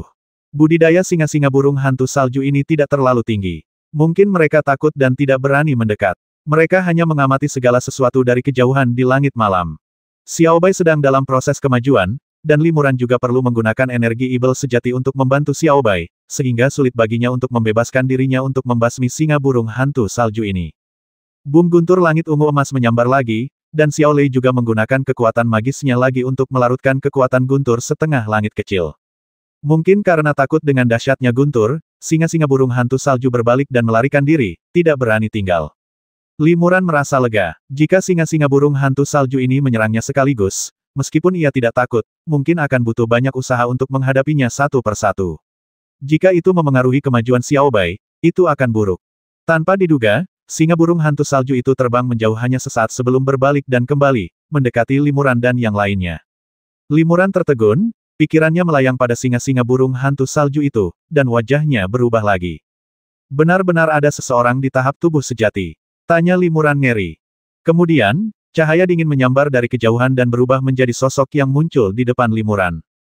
Ini adalah seorang pemuda berambut putih dengan telinga runcing dan sayap di punggungnya. Ia memiliki wajah tegas dan aura ibel di sekujur tubuhnya. Haha, ternyata kau. Kita benar-benar bertemu di jalan sempit. Pemuda berambut putih itu melirik Limu, awalnya tertegun, lalu tertawa terbahak-bahak. Limuran mengerutkan kening, tawa pihak lain tampaknya memiliki niat buruk. Pemuda di hadapannya adalah seorang kultivator ibel yang telah berubah menjadi klan burung hantu salju dalam tahap tubuh sejati terlebih lagi. Bertahun-tahun yang lalu, Limuran dan Xiao Lei lah yang membantunya bertahan hidup dari kesengsaraan guntur transformasi selama perjalanan ke Gua Es. Kala itu, kultivator ibel muda ini berbalik melawan Limuran dan begitu dia maju, dia bermaksud untuk menyakiti Limuran namun dengan bantuan Muli, Limuran berhasil menaklukkannya. Waktu itu aku baru saja naik level dan belum mengembangkan kekuatan sihir yang sesungguhnya, jadi aku dikalahkan oleh beberapa junior sepertimu. Ini adalah aib dan penghinaan terbesar dalam hidupku, kata kultivator ibel muda itu dengan dingin. Sekarang, aku adalah kultivator ibel sejati di tahap awal tubuh asliku. Mari kita lihat apakah kau punya kemampuan untuk lolos dari cakar singaku. Sial sekali, aku benar-benar bertemu dengan orang tangguh ini di saat kritis ini, gumam jiwa ibel itu. Kau tidak bisa mengaktifkan jimat 1000 mil instan dan kabur begitu saja. Kalau kau melakukannya, semua kemajuan serigala ibel bulan melolong akan sia-sia, dan aku khawatir akan sulit untuk maju lagi di masa depan. Tidak bisa menggunakan jimat 1000 mil instan. Limuran mengerutkan kening ketika mendengarnya. Jika lawannya hanyalah binatang ibel tingkat 9, itu tidak masalah. Namun, lawannya adalah seorang kultivator ibel yang telah bertransformasi pada tahap awal tubuh sejati. Akan sangat sulit untuk menunda sampai Xiao Bai berhasil maju. Jiwa ibel berkata, kau tak perlu terlalu takut. Beberapa tahun yang lalu, ketika dia pertama kali naik level, kau sudah mampu melawannya secara langsung, setidaknya untuk sementara waktu. Sekarang, bertahun-tahun kemudian, meskipun kekuatannya telah meningkat pesat, kau juga telah maju dalam kultivasi, mengembangkan kekuatan sihir yang lebih kuat, dan memiliki harta karun yang lebih kuat. Kau mungkin masih bisa melawannya. Lagi pula, sekarang sedang gelap, yang sangat bermanfaat bagi kemampuan klan mimpi burukmu. Tapi itu tidak akan banyak membantunya. Saya akan melakukan yang terbaik, Limuran mengangguk. Sang kultivator ibel muda itu jelas tidak mau menunda lebih lama lagi, jadi dia langsung mengambil tindakan sendiri.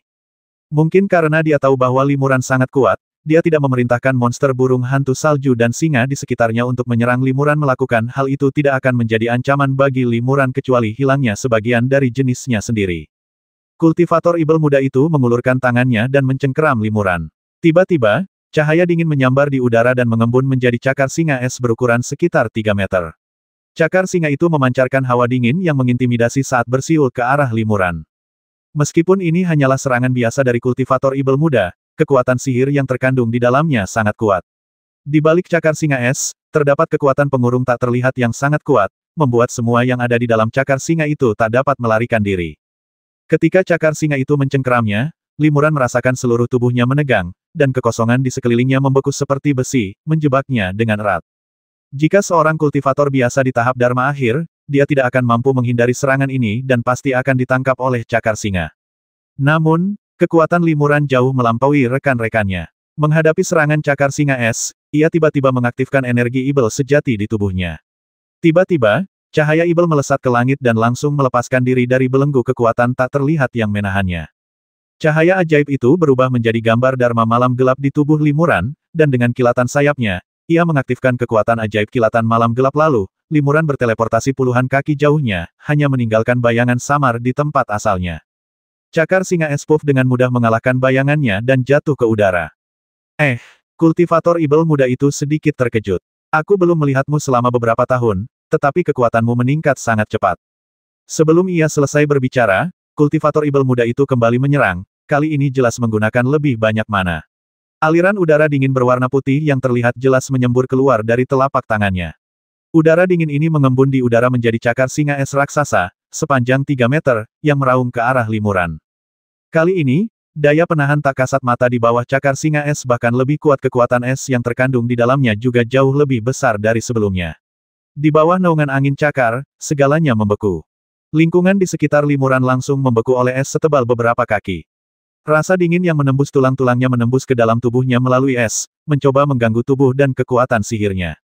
Limuran telah mempersiapkan dan mengaktifkan garis keturunan kilin. Tiba-tiba, darahnya mendidih, dan udara dingin yang telah menyerbu tubuhnya langsung lenyap. Pada saat yang sama, kekuatan besar tumbuh di dalam tubuhnya dan mengalir ke tinjunya. Limuran memukul keras dengan kedua tinjunya, dan dengan bang yang keras, es di sekitarnya hancur berkeping-keping. Pada saat yang sama, ia sekali lagi mengaktifkan kekuatan citra Dharma malam gelap, dan dengan kemampuan sihir kilatan malam gelap, ia sekali lagi nyaris lolos dari serangan cakar singa es dari kultivator ibel muda itu. Anak baik, kalau aku tidak menganggapnya serius, aku sungguh tidak bisa menyakitimu. Si kultivator ibel muda itu terkejut lagi.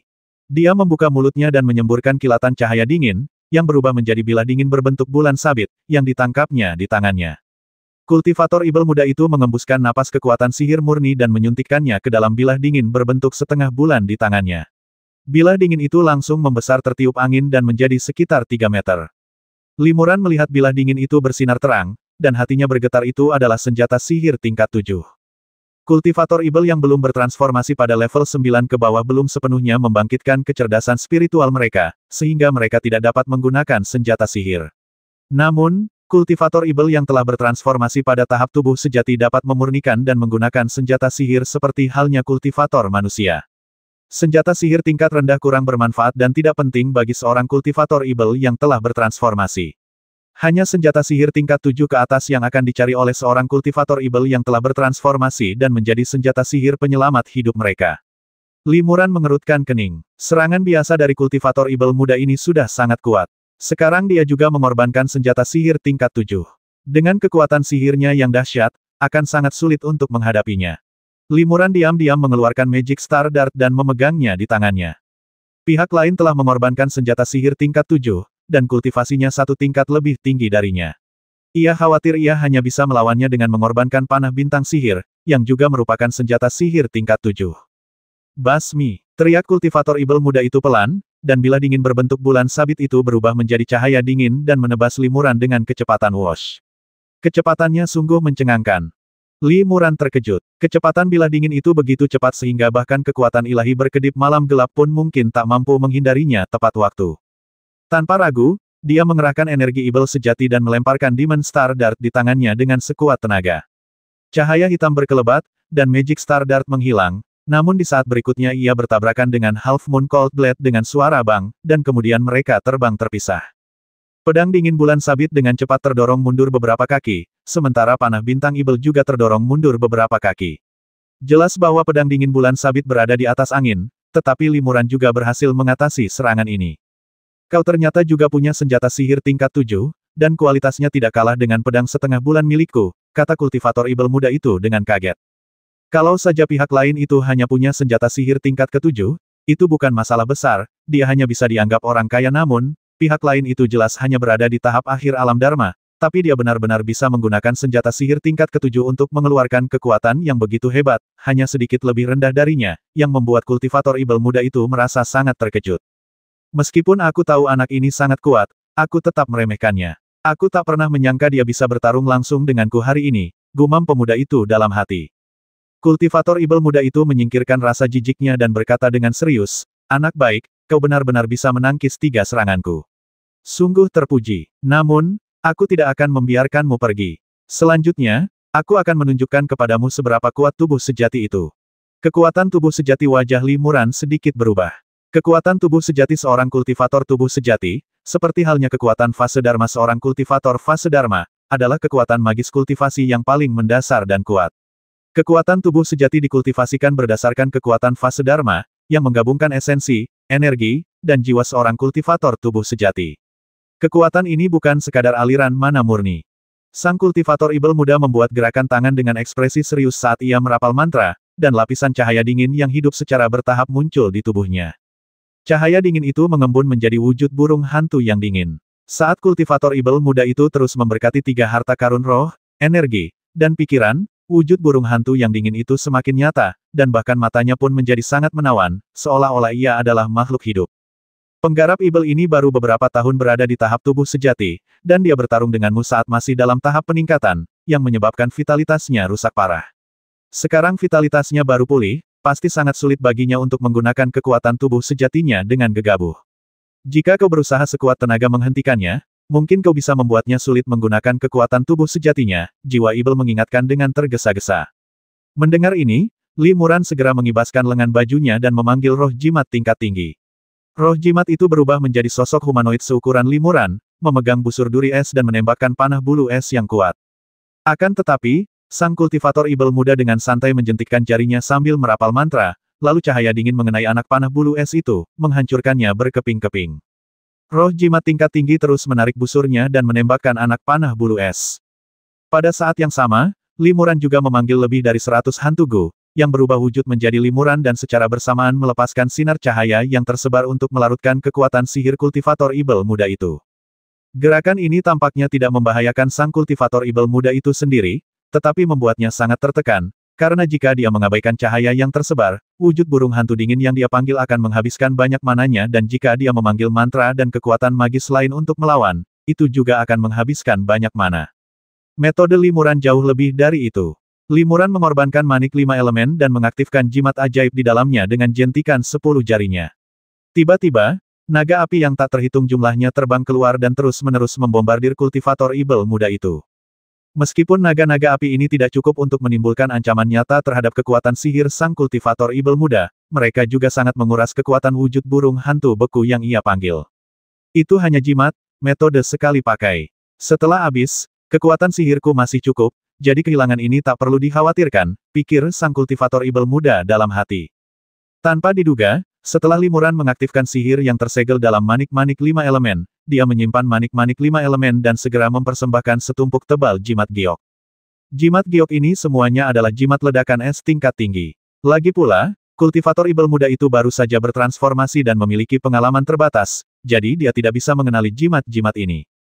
Namun, ketika Limuran dengan cepat mengaktifkannya satu persatu dan mengubahnya menjadi kristal es yang meledak ke segala arah, pembudidaya ibel muda itu akhirnya menyadari bahwa ini semua adalah teknik ledakan es tingkat tinggi, dan wajahnya tiba-tiba berubah.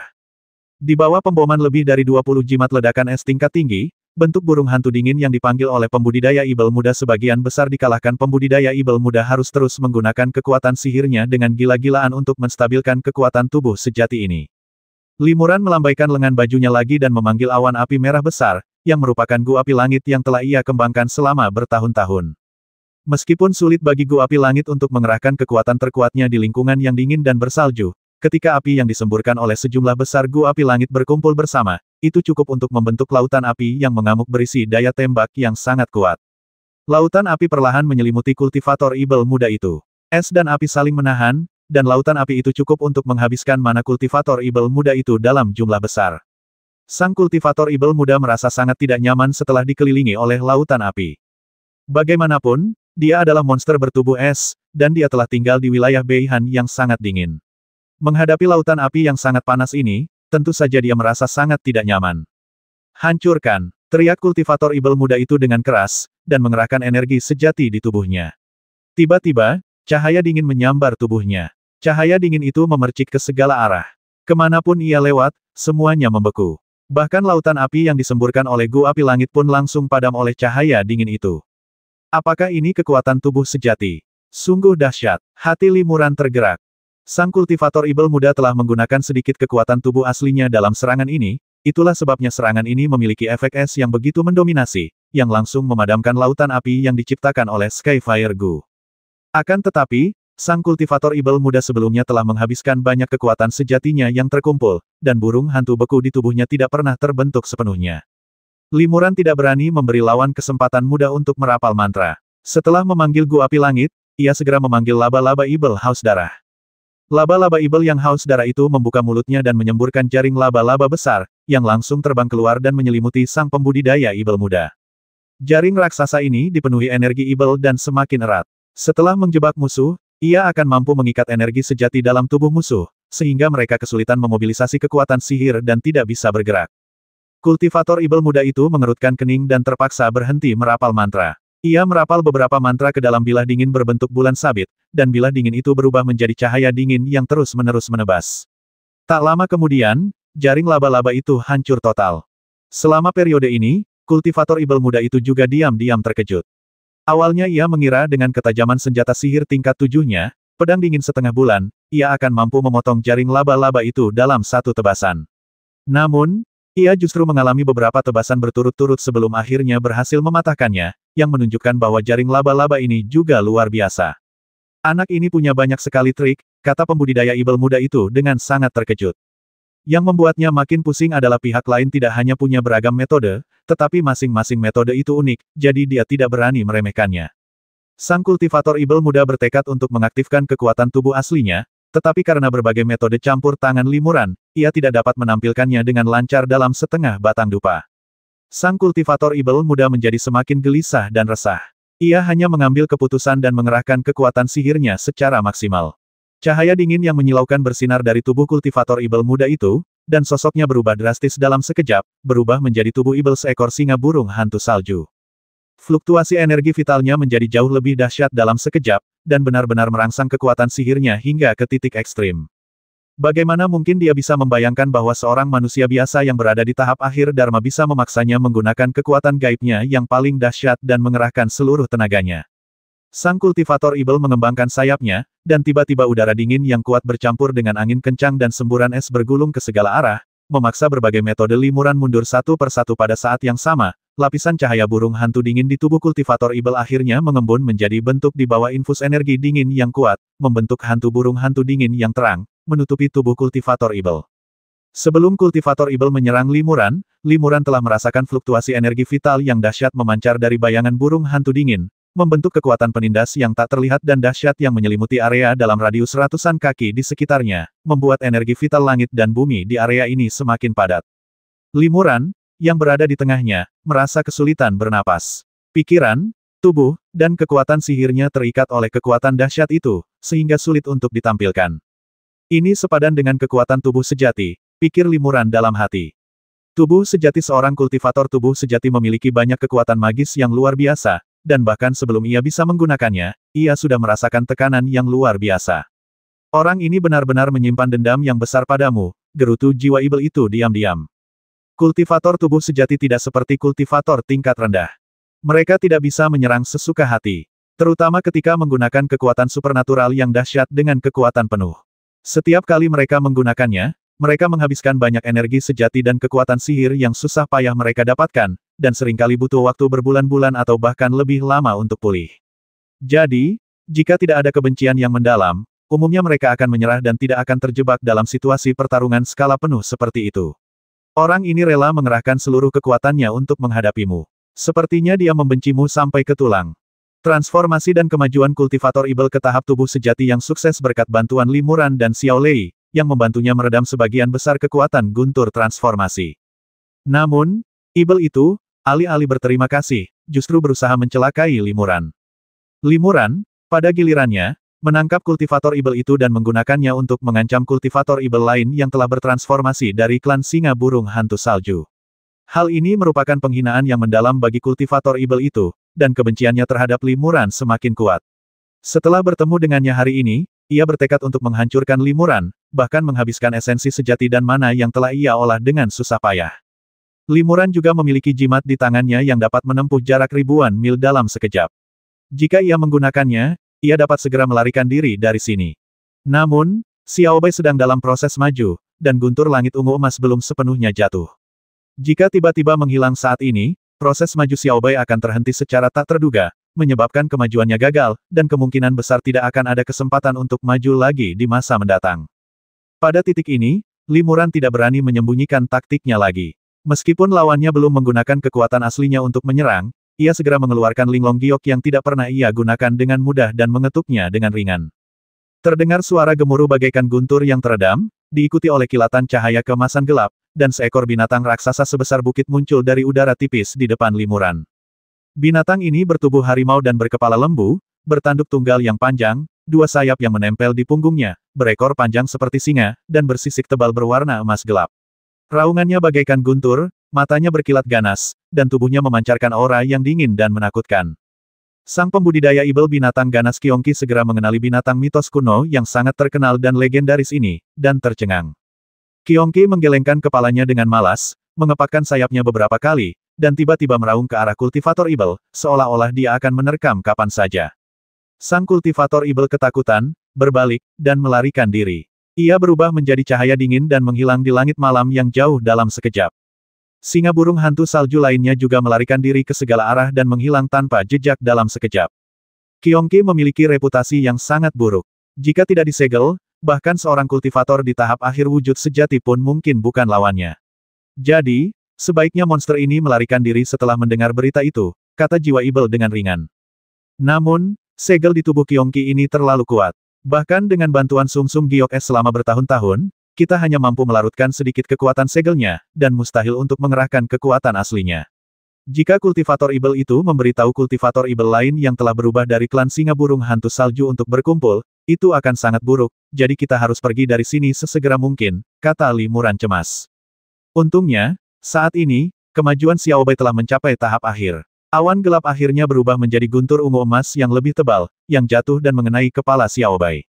Namun, dalam prosesnya, Xiao Lei mengalihkan sebagian kekuatan guntur Dewa Xiao Bai meraung dan mengerahkan sejumlah besar cahaya bulan ekstrim yang bersinar, dan akhirnya berhasil memblokir guntur tersebut. Kemudian, bayangan serigala ibel yang tidak lengkap di tubuh Xiao Bai, yang disambar petir penekan ibel, menutup matanya, tetapi tanda bulan sabit di dahi bayangan itu menjadi semakin terang.